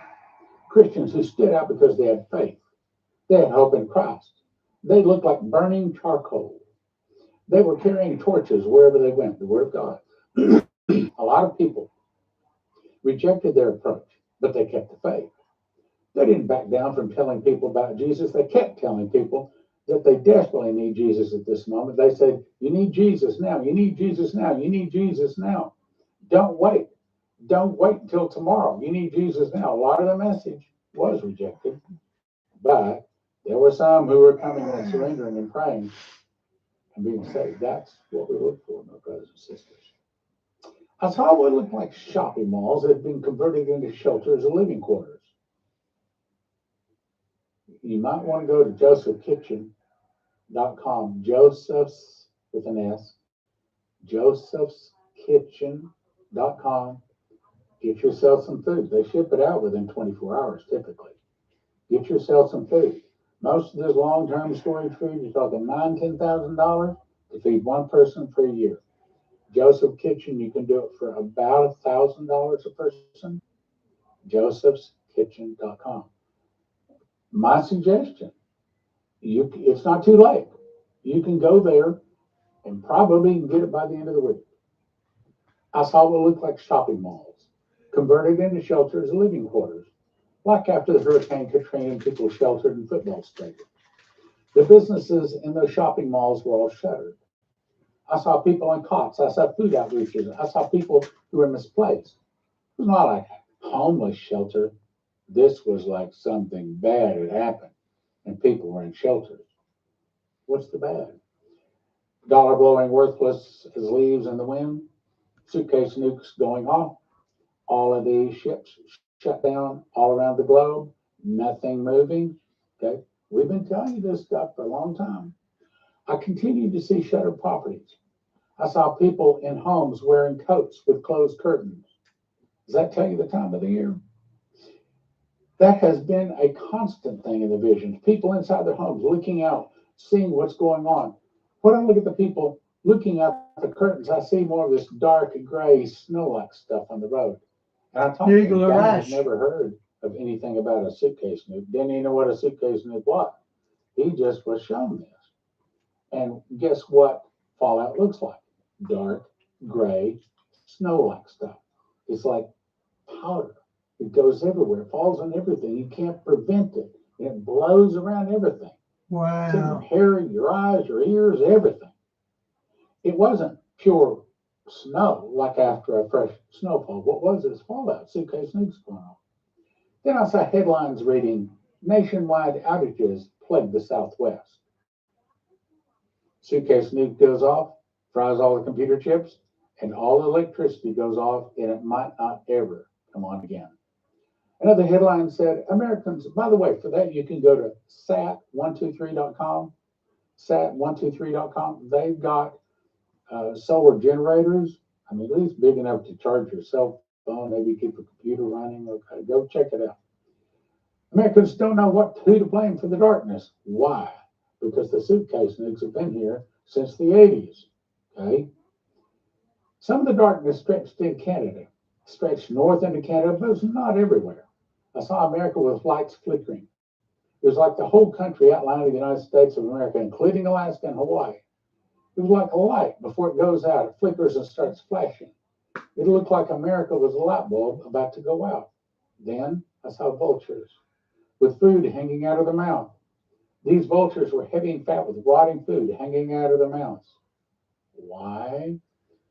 Because suitcase nukes went off, fried the computer chips, all the electricity went off, and then for 2 or 3 days, we eat all of the stuff in the refrigerator and the freezer. Okay? About a week later, it's all rotten. You got to throw it out. Hence, rotting food hanging out of the mouths of the vultures. I saw depression as a creature with a face mask and a smile, but it was choking people, pushing them down to the ground. Then I saw St. Louis Arch. I saw people standing under the arch wearing expensive business suits. These are the people that set off the suitcase nukes. Expensive watches. At the feet were large briefcases that reminded me of nuclear briefcases. He even didn't know that there was nuclear suitcases at the time, but he saw it. Suddenly, all their alarms went off at the same time. They grabbed their briefcases, jumped back into SUVs, and drove off in all directions. I noticed each one of them had a Wall Street Journal newspaper under their arms and dark sunglasses. Then I saw more headlines about market crashes, yields lost. One of the headlines declared sympathy for the swastika, in other words, communism. Communism's trying to take over. I saw tired crowds, many had lost resolve to fight. Groups of Christians were going around spreading hope, saying, remember Jesus had to flee in the winter and kept encouraging people with faith. I saw lights all over the country. These lights were churches. Remember what Shane Warren said? He said that the government ran out of money and they couldn't send out any money, and people had to return to the churches, that there was a great wealth transfer into the hands of the churches. And Makes people had to sense. go to the Wow. churches for help. Same thing Dana Covestone saw, okay? Groups of Christians going around spreading hope, saying, remember Jesus had to flee in the winter and kept encouraging people with faith. I saw lights all over the country. These lights were churches. These churches keeping warmth and hope in their communities. Then the white figure arose out of one of the lights and said, brace yourself. Brace yourself on the word of my promises. Do not rely on your own strength. In 2021, I started making bread. And long story short is I believe God showed me that wheat is God's famine food, just like it was famine food back in the 7 years of plenty, 7 years of famine, days of Pharaoh and Joseph. And I believe that that's what God has planned to feed his people. And you get it by going to josephskitchen.com. 3 steps. First, you want to get a package. Second, you want to order 6 ingredients and watch some videos, download the recipes to be able to make the bread. josephskitchen.com. Most of your long-time storage food, emergency food, all of that, typically are talking $19,000 to feed one person for a year. Joseph Kitchen can show you how to do it for around $1,000 a person, and your kids will actually eat it, and it's actually good for you. Here's some bread that I made. Good night, I lost weight, lowered my blood pressure, gives me more energy. I eat morning, slice in the morning, slice in the afternoon. Always a slice before I go play racquetball. Go check it out. josephskitchen.com. When the suitcase nukes, I didn't say if, I said when the suitcase nukes go off, if you want your car to start, if you want your computers and your refrigerators and things like that, anything with a computer chip to work, you want to have one of these from empshield.com. empshield.com. And they have videos up there. It takes about 10 minutes to put on. It's not complicated at all. Okay, I'll finish with one more prophecy with Stan, and I'll call it a day, guys. I'll do that cryptid classified later, Bas. Oh, where is it?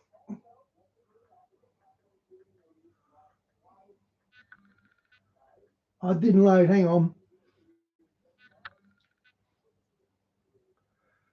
Right. There, got it.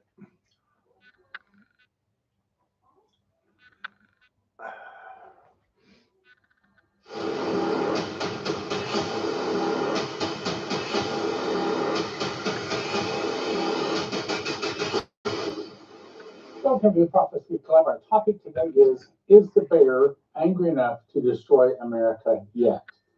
And yes, I have some new information for you. Also, if you have an IRA or a 401k, or you want to get some gold or silver, I'd recommend you call 800-200-GOLD. They're Christians, and they can give you some good advice. Make certain that you're not going to lose your life savings. Stan, don't open your videos with a plug. Do that at the end of the show. Wow. In your IRA or your 401k. Also, they have a prepper bar, which you can call from some of the numbers behind me there. Okay, let's get on to the new information. This comes to us as a vision from You Be Ready or Byron Searle, 9/21/24. It's a vision. Now, Revelation 3:3 says, I'll come on thee as a thief. 15 says, behold, I come as a thief, talking about Jesus. Blessed is he that watcheth and keepeth his garments, lest he walk naked and they see his shame. In other words, if Jesus comes and you don't have your lamps full of oil and trimmed, you might not get to go to the marriage supper of the Lamb with the rest of us. No, that's not a pre-trib rapture. That's about 4 months before Jesus returns. But again, I explain that in my book, Secret Door to Understand Bible Prophecy. So he says, today in prayer, the Lord gave me a vision. I suddenly found myself walking along a path in a field heading toward a wooded, mountainous area ahead of me. As I walked, I noticed how quiet and peaceful it was. Then suddenly, right in front of me, I saw a huge bear emerge from the forest tree line and head up towards the right side of my view. It was very large, tan to light brown in color, and appeared to be a grizzly bear. In other words, the biggest, strongest, the most aggressive of the bears, is my understanding. The bear did not notice me, but walked a short distance, then came to a stop. I slowly crept up closer to see what it was doing, and I got close enough to see, but remained out of the bear's sight. I then saw a small stream, and the bear appeared to be fishing or looking for fish. All was quiet when a large eagle swooped down. This is important. Swooped down at a high speed and snatched the fish away from the bear right out of its paws. Yeah, The that's bear probably was true. very angry, but it soon went back to fishing again. Now, who's the bear? I would be Russia. Last, especially if we know the American dollar is going to collapse, especially when that collapses, gold will go through the roof. Who's the eagle? Eagle, that would be America. Now, in my opinion, this is probably talking about when Trump took over. The Russians are about to build a big pipeline supplying, I believe it was crude oil, might have been gas, but crude oil, to all of Europe. He put a stop to it. And then as soon as Biden came in, he allowed it to go forth again. And then the rumor is that Biden, haven't proven this, but probably was Biden, then blew up one of the Russian pipelines. So has America attacked the Russian bear? Already, it has. And in many other programs that I've showed you that we have already stepped across several red lines, several lines to where if the Russian bear wanted to attack America, it could already do it, and Russia could already say, wait a minute, they drew first blood. Let's go on. So as the bear caught another fish, the eagle swooped down again. Only this time the bear was ready and swatted the eagle. The eagle then came back with a vengeance and attacked the bear. Russia could say, we've already attacked her. But right now, and I've covered this before too, Russia is warning that if the long-range missiles that America, the Brits, and NATO sent to Ukraine, if they kill Russians on Russian territory, that the Russians will attack, and it's not going to stay on the Russian side of the Atlantic. In other words, It's about to get very painful. Now, Russia knows that Russia can't just attack America a little. It's either an all out destroy America in 1 hour with a total massive attack, a massive surprise attack, or not at all. And that's what the prophecies say too.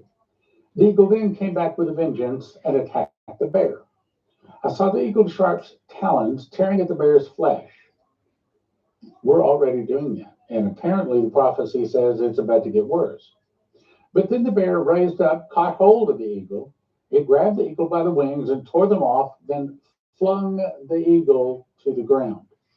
I saw the eagle lying on the ground, kicking and screeching. The bear went over to the eagle, stomped on it with its huge paws, then grabbed the eagle's head and tore it off. That's very similar to what Wow. Michael Boldea was shown. I'll read it in just a minute. After a minute, the Wow. bear took its food, then walked back into the forest, leaving the eagle's lifeless body lying on the ground, and the vision ended. The Lord spoke this to me. He said, "My son, what I've shown you is how America is always taunting Russia with sanctions, taking away its food and energy. But very soon Russia will rise up quickly and surprise. I've got another vision, I guess it is on that here in just a second too, and surprise America with a fatal attack. This attack will be fast and vicious, and America will be no more. My judgment on America by Russia is just from the beginning."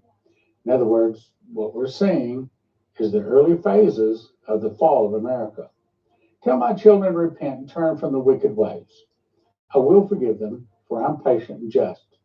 Time is running out for America as it continues to provoke Russia. It will come at night, in the early morning hours. Most will be asleep when the fire comes, but very quickly it will come. Repent now. It will come as I will come as a thief in the night." Now, article.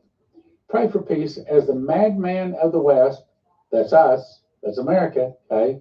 America, Brits, NATO, as the madmen of the West are about to plunge the world into a mass death scenario that will catch Americans completely by surprise. That's just what the vision showed, right? Western media stays mum on the biggest story of the century. It appears to be a matter of when, not if, the Biden administration grants approval for Ukraine to use the U.S. supplied, and I might add, U.S. satellite guided ATACMS missiles against Russia inside Russia. These missiles were sent by the U.S. to Ukraine about a year ago, but with the restrictions that they could not be launched into Russia proper.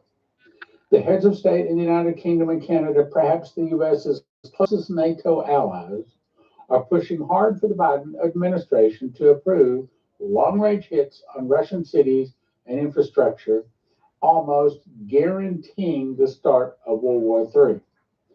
The regime of the Russian President Vladimir Putin has made it clear, several times I might add, that nothing less than a direct retaliation against the U.S. and UK will result from such a fateful decision. In other words, America, you hit us.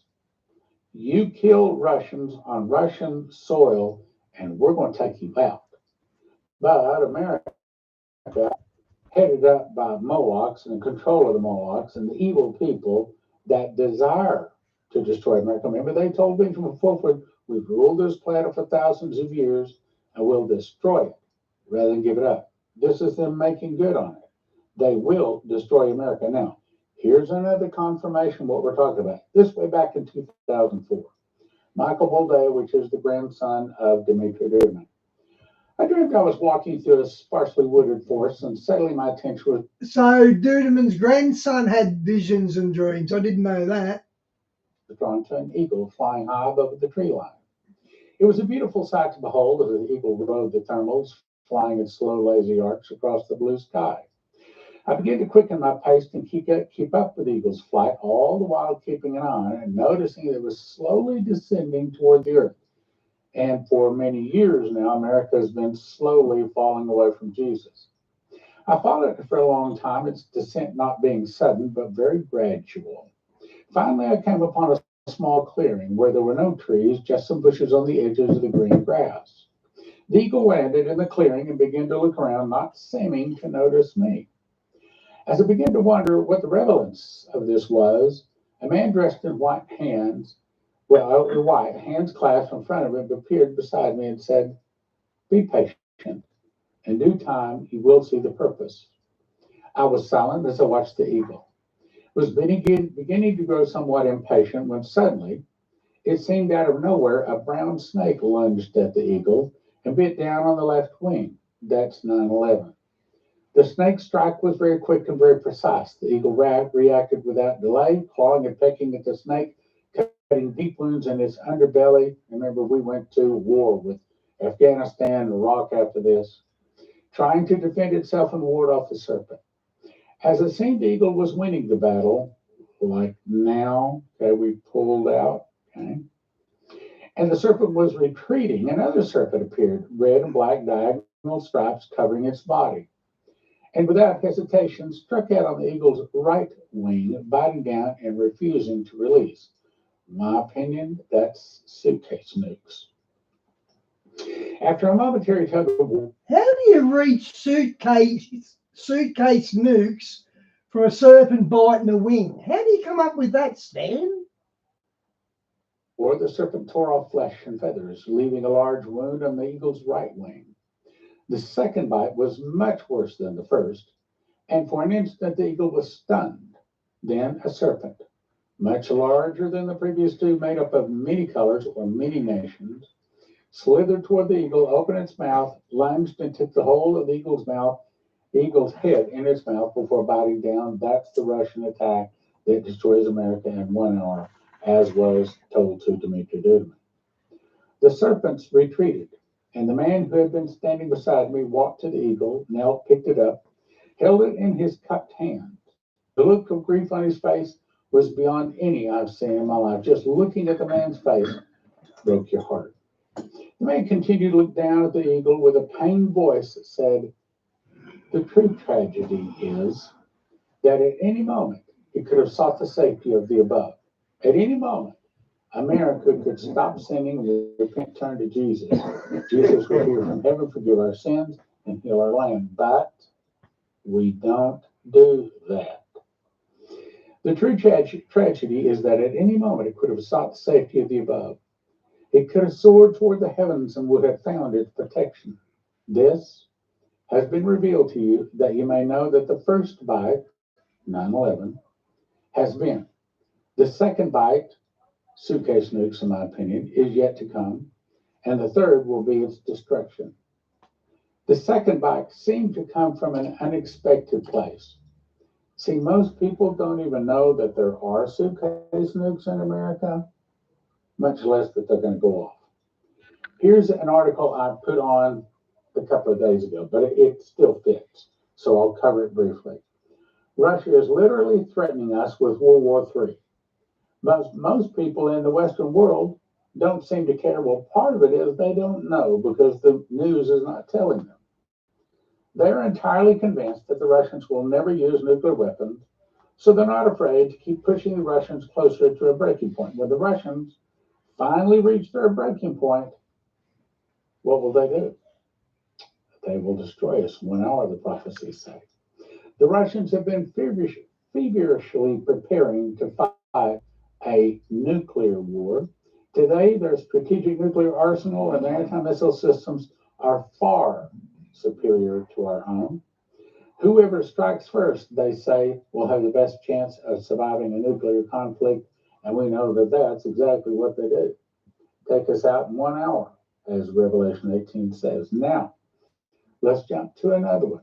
Dmitry, 1997. I just read this a couple of days ago, so I'm not going to read every word. You can pause and read it if you want to. So Dmitry knelt beside his bed, as he did every night. All of a sudden, he was in a vision. The angel pointed and said, "See and remember." He saw small bears seem to half dead. This is perestroika and glasnost way back in the 80s. But it seemed to revive itself. It became angrier, began to paw the ground. Soon the bear was able to devastate all that would be America and NATO nations, all that stood in its path until it came upon some men with sticks trying to fend it off. Russia is so big and powerful, so much more advanced weapons that God has seen to it that they get. God has given them those weapons.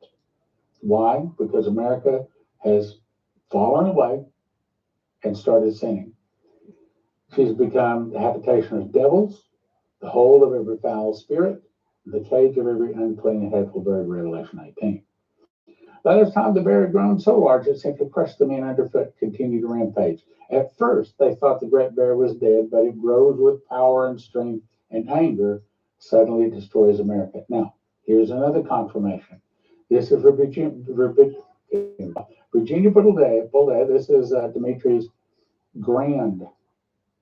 No, this is Dimitri's daughter. That's right, Dimitri's daughter. 1997. So she heard Dimitri say, I saw something. She got the recorder, but he wouldn't let her record it. This is the only thing she could remember. A very large bear, as big as a building, began to do battle with an unarmed man. That's what it's going to be like when Russia finally decides to turn and attack America. This is how it'll be when the hardships come over America. No one will be able to defend her. Only those that trust in me will be spared. Everything will start with a heavy rain on a sunny day when you least expect it. That's what the other prophecy said, too. Medvedev, I just read this the other day, too, so I'm not going to read the whole thing. Pause and read if you want to. Medvedev, this is again warning NATO and America, stop kicking the bear. Stop throwing rocks. Stop sticking your finger in the eye of the bear. You're making the bear angry. The bear is warning us. We're not listening. Mm. Again, U.S. and NATO nuclear consequences if they continue the path they're on against Russia. In other words, again, it's the same issue.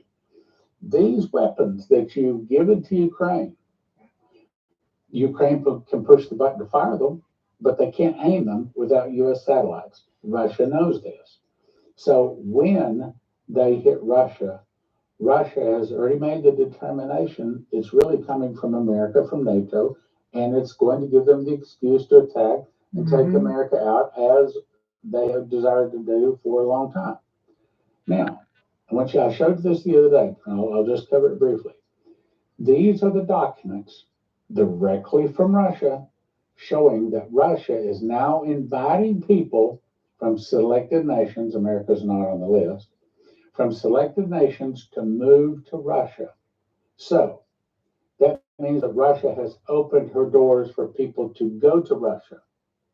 But what I'm about to read for you says that soon Russia will open her doors and let the Russians leave. They don't like it, they're going to say, get out. Okay, it's kind of like right now we see people burning our flag. We want to say, look, America, like it or leave it. You don't like it? Leave it. Okay, that's what Russia's going to do. Now, I read this the other day. I won't read every word, but I'll just make the point. So, Henry Gruver walked and prayed over cities, like over 500 cities, pulling down strongholds, loosing the angels to do warfare. While he was out doing this, all of a sudden God showed him a vision, lifted him above the earth. He's looking down on the earth. He saw all kinds of massive amounts of airplanes and ships coming out of Murmansk, which is up northern Russia, coming down over the Atlantic, attacking America. Then he saw radio communication towers, which he did not know in 1986, that these were cell phone towers. Later, he discovered what they were. He said, I saw missiles come out, and he said he saw that the Russian submarines are like on our beaches. He said, now, I saw when these communication towers were shut down, in other words, like some kind of an EMP blast that totally shuts down America just before the attack. We have no warning. In other words, don't count on your radio, your cell phone to work, which is, by the way, well, you want to have one of these. Put this on your car. Hopefully your car starts. They also have them for your house. And if you use a promo code PROPHECY, get your $50 discount in, and it helps your Prophecy Club. If you want your car to start after the suitcase leaks hit, I say, look, when you got 37 prophecies on one thing, that's pretty much a guarantee. 37 prophecies say suitcase nukes are going to hit. And this guy right here is designed to see that your car will still start, things in your house, the computer chips don't get fried anyway. So he said, I thought, oh no, they're not getting through. They don't know what's happening. In other words, the warning that's supposed to warn us that the missiles are en route does not work. There is no warning. Then I began to see submarines emerging from under the surface. They were practically on our beaches. He said it took 60 seconds from launch to detonation. Think about that. 60 seconds from launch to detonation. He saw several: Seattle, Bellevue, San Francisco, Los Angeles, San Diego, Miami, and Florida. Dimitri saw basically up and down the east and west coast. Doesn't make any difference because so many of them are going to hit that I probably should look it up and have the verse again. But there's a verse in Jeremiah 50 or 51 that says the earth is moved at the taking of Babylon. So many of these nuclear bombs go off all at the same time, it literally begins to turn the earth. And I suspect that's Isaiah, was it 19 or 24? Okay, I doubt that very much, Stan. Wow. Go look that up again, too. But the earth turns upside down, scattereth abroad the inhabitants thereof. And that may very well be. My opinion, Oh, the man. Russians are going to attack and defeat America in one day, about 4 months before Armageddon. And I believe that when the bombs come down, we go up to the marriage supper of the Lamb. That's not a rapture, because again, that's only 4 months before Jesus returns for Armageddon. And then we go to the marriage supper of the Lamb. It is not about us. It is about Jesus. We only get a wedding garment. We do not get any of our crowns or rewards or anything. We get to go up there and see Jesus brought before the Ancient of Days, where he's given dominion, glory, and a kingdom. His dominion is an everlasting dominion. His kingdom is that which shall not be destroyed, that all people, nations, and languages should serve and obey him. Then after he is crowned King of Kings and Lord of Lords, he changes from Lamb to Lion of the tribe of Judah. He changes from the Prince of the Kings of the earth to become the King of Kings and Lord of Lords. He's given all power, all glory, the total. He becomes the bright morning star at that point. Then he comes forth and serves us for about 4 months at the marriage supper of the Lamb, those that are ready. And that's the reason, what's the verse? Revelation 14:13, blessed are the dead which die in the Lord from henceforth, yea, saith the Spirit, that they may rest from their labors, and their works do follow them. These are the true Christians, but they weren't ready to go, so they didn't get to go to the marriage supper of the Lamb. Now, let me ask you a question. If you don't go to the marriage, are you the bride of Christ? But if you don't go to the marriage, how can you be the bride of Christ? So some people teach that if you've accepted Jesus, you are the bride of Christ. Look, if you don't go to the marriage supper, you're not the bride. Okay, you got to go to the marriage supper to be the bride. Then 4 months later, Jesus gets a white horse. The two angels with sharp sickles get white horses. The armies in heaven get white horses. We get white horses. We ride with Jesus. That's when the heavens roll back like a scroll. Jesus blows with the breath of his nostrils. He brandishes his sword. And at that moment, when he does that, the sun, moon, and stars dissolve like smoke, Isaiah 34 says. And then his morning star goes to the center of the earth to set the foundations of mountains on fire. The hills melt like wax at the presence of the Lord. At the presence of the Lord of the whole earth, the hills melt like water running down a steep place. Every mountain falls, every valley fills in. The earth is turned into a nice round smooth ball wherein there is righteousness. At that moment, when the morning star hits the tear, they fall to the ground, a pile of ashes and bones. Be they on the surface, be they into some kind of the people that are under the ground, and they Last, I'll finish with a Chatfield one. I like him. saw him that sat upon the throne and said, how's it worded? Revelation 6:12. Well, I lost that. So Revelation 6:12. They're under the ground, but they look up and they see him that sat upon the throne, and they say, fall on us and hide us from the face of him that sat upon the throne, from the wrath of the Lamb, for the great day whose wrath is come. Who shall be able to stand? And that's the reason Luke 21:36 is not talking about the rapture. Watch ye therefore and pray always that you might be accounted worthy to escape these things and to stand before the Son of Man. It's saying escape the burning. And if you escape the burning, then you are left standing. You didn't burn, fall to the ground, pile of ashes and bones. As the morning star hits us, out of our belly flows rivers of living water. Just that quick, we get our glorified body, our mantles, our crowns, our rewards, and for us, we are then in eternity. By the way, all of this is in my book, Secret Door to Understand Bible Prophecy, which, in my opinion, is. Okay, I'll finish with this one, guys.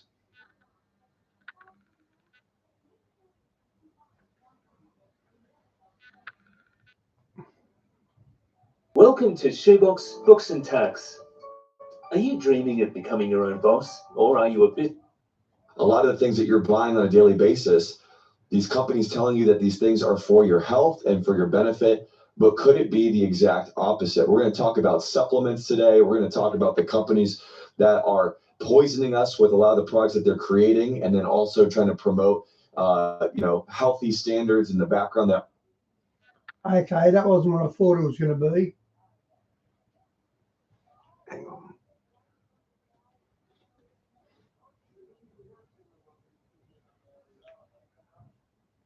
the background that aren't really all that healthy. We're going to talk about how the companies that we're buying from are actually supporting baby sacrifice. Yeah, I don't want to do that. The Diddy scandal, day by day, is just exposing itself to be darker and darker, and it's truly showing the darkness behind the entertainment industry that so many of us would just like to think is it's all fun and games, it's just movies, it's just entertainment, it's just music. But really, there's a really dark agenda happening behind the scenes that not a lot of people are aware of, and we're going to be exposing it today, and specifically in regards to the whole Diddy scandal. In this video, I'm going to share with you some new evidence that has come out that shows that there might be even more celebrities involved with this scandal than you might have previously assumed. Now, what you're also going to see is more video footage of Diddy telling on himself in the past. Why didn't people take this stuff seriously? Why didn't they take his comments about the parties that he was hosting, even an island that he owned? Does that sound a lot like the Jeffrey Epstein situation? Is he going to Jeffrey Epstein himself while he's in prison? I mean, only time will tell. We'll see what happens. But then at the end of this video, I'm going to share with you a clip from an interview that is going to explain why. Why are there so many people in Hollywood, in the entertainment industry, in the world of athletics, in the world of politics? Why are there so many people that are getting their names thrown into the hat with this whole thing going on? Is it all just like hearsay? Or is there a system at play, a demonic system at play that is actually luring these people in as they step into these places of power? Stick around to the end because I will share all of that with you at the end. Before we begin, I want to share with you, if you're in a place where you're thinking, Cap, I see what's going on. I understand that everything going on in Hollywood and the entertainment industry, the music industry, you got these big companies like BlackRock, State Street, Vanguard that own the entertainment industry, own the music industry, own all the big businesses out there. And they're the ones that are actually orchestrating a lot of the demonic woke agendas that we're seeing in the culture right now, playing out in the public square. What can I do to stop funding these people by buying the products that I buy every single month? Because you and I are funding a lot of the demonic stuff that's happening by buying from these big box companies every single month, whether we like it or not.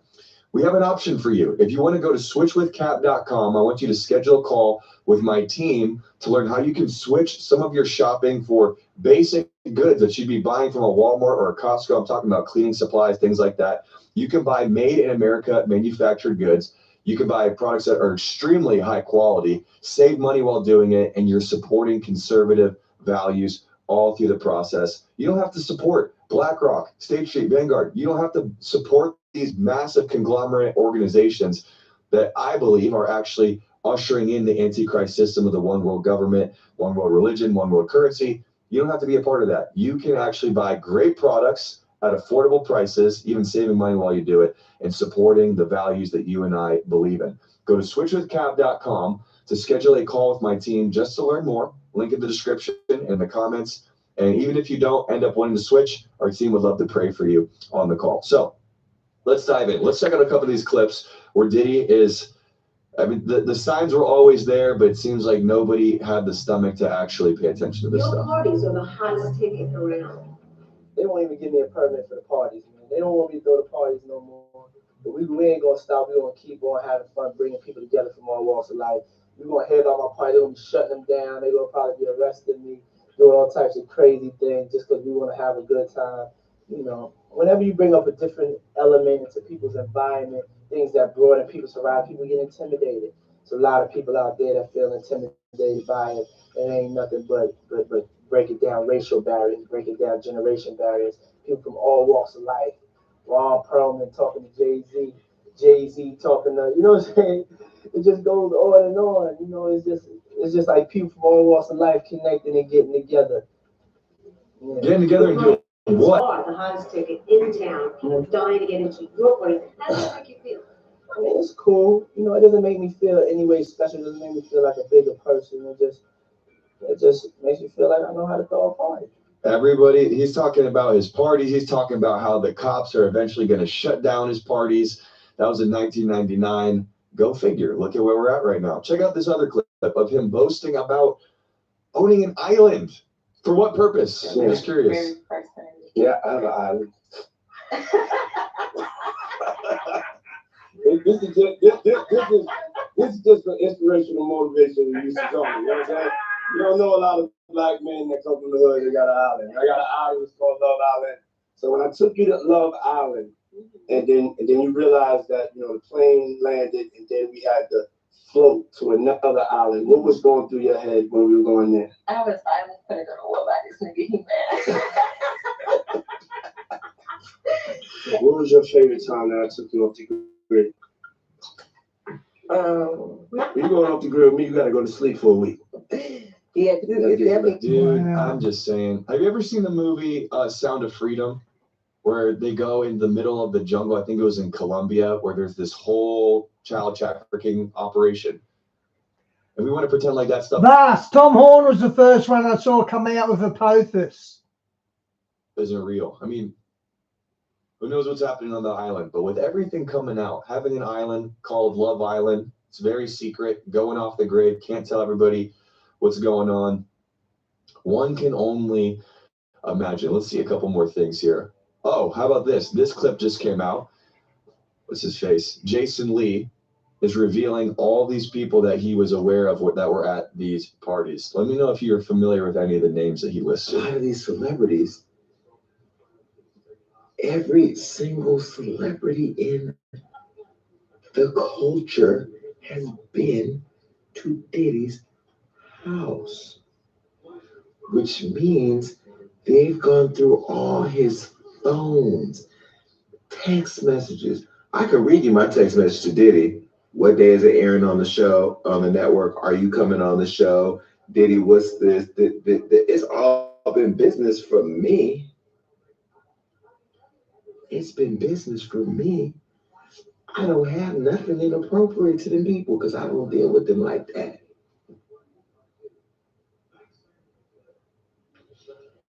So you need to tell me all those late nights, what you doing, where you at.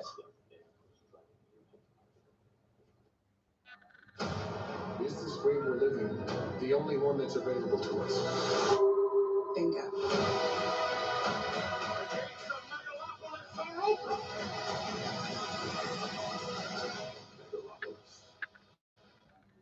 Looks interesting. How about legal for electric cars? Help change the future of how we drive.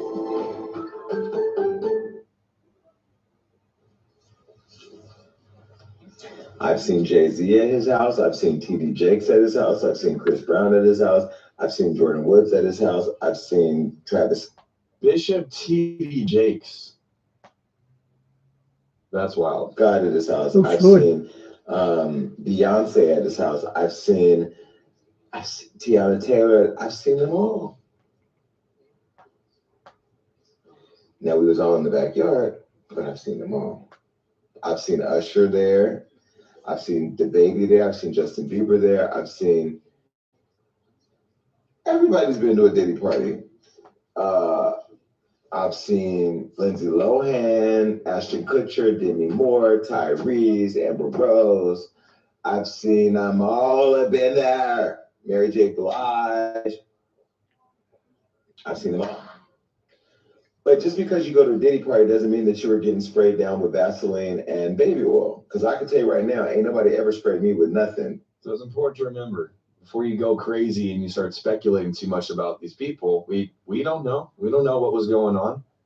We don't know if they were there past the wee hours of the night. We just don't know. Well, you're seeing images like this pop up over the place. You have a guy like Aaron Carter who passed away a handful of years ago, and who knows? Who knows? I think he died either by overdose or by taking his own life, which is horrific either way. But to me, there's like this whole system of trauma that's happening behind the scenes for the sake of power, for the sake of blackmail. I'm going to share this clip with you to help you understand why is this happening? I never watched the Hunger Games. This sort of secret society thing happening behind the scenes that is now finally coming to light. Listen to this. Yeah, that's exactly what I think every American needs to see. There's such this allure about Hollywood and all the athletes and celebrities and their party life, and it's so dark. It's so dark. And now to find out that there's been this systematic system of sex slavery, sex workers being drugged. I hear this as well. Maybe you can confirm, Jaco. Allegedly, the Kardashians are mixed up in this. That there's some documents, there's some proof, evidence that people were being drugged, and then things were being recorded, videotaped, and then that was used against executives or individuals to get further in their deals. What can you shed on that topic? Yeah, the names, and you what you're going to find here, it's the same circle. It's the Epstein circle. It's the Harvey Weinstein circle. Remember, they run in packs. Football players hang with football players. Baseball players with baseball players. The industry run in packs. 15 years of freak out parties. Who do you think went through there? Everybody. They went through that. Now, does it mean they're all complicit in trafficking? No, but they saw stuff and they talk about it and they know what happens at midnight. They know what happens at midnight. At midnight, certain things happen. Girls get naked. All of a sudden, everybody's naked. All of a sudden, they find out, oh, have I been kissing on a man or a tranny? Yo, that's like legit top 10 nightmares right there. That is, sheesh. I agree. That's dark. Is this a dude or a girl?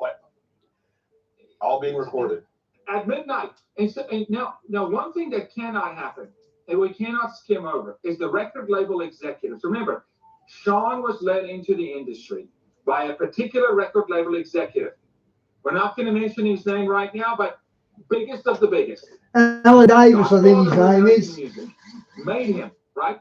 Funded the freak out parties as a mechanism to gather talent, bring them into our house, let them not go to another label, a competitive label, bring them in here, compromise them, wine and dine them, promise them, put them in the studio the morning after. Here's what happens. A girl comes in that has hopes and dreams, that has slept in her car. All of a sudden, she's with Puff Daddy. Puff Daddy tells her, you're my girl. You're my boo. She's at a party. It's a freak party, and he's having sex and not having sex. Next day, she's in the studio. He's delivering on the promise. She's in the studio with record label executives. She's like, this is my world. You traffic a person through knowing their greatest desire and their greatest need. Those two things. So you meet the need, and then you play off their desire, their ambition to be a star, and you give it to them. Remember, David, I'm not speaking 30 years in human trafficking, but where did we start with human trafficking? My sister was trafficked by a record label executive. This is where this started for my family. Wow. We know this inside out. They deliver on actual promises. Then it becomes family. It's us. You can't break rank with us. If you go against us, they're all going against you. We got dirt on everybody. We filmed everybody. Politicians, David, wait until the names of the politicians come through, and the athletes.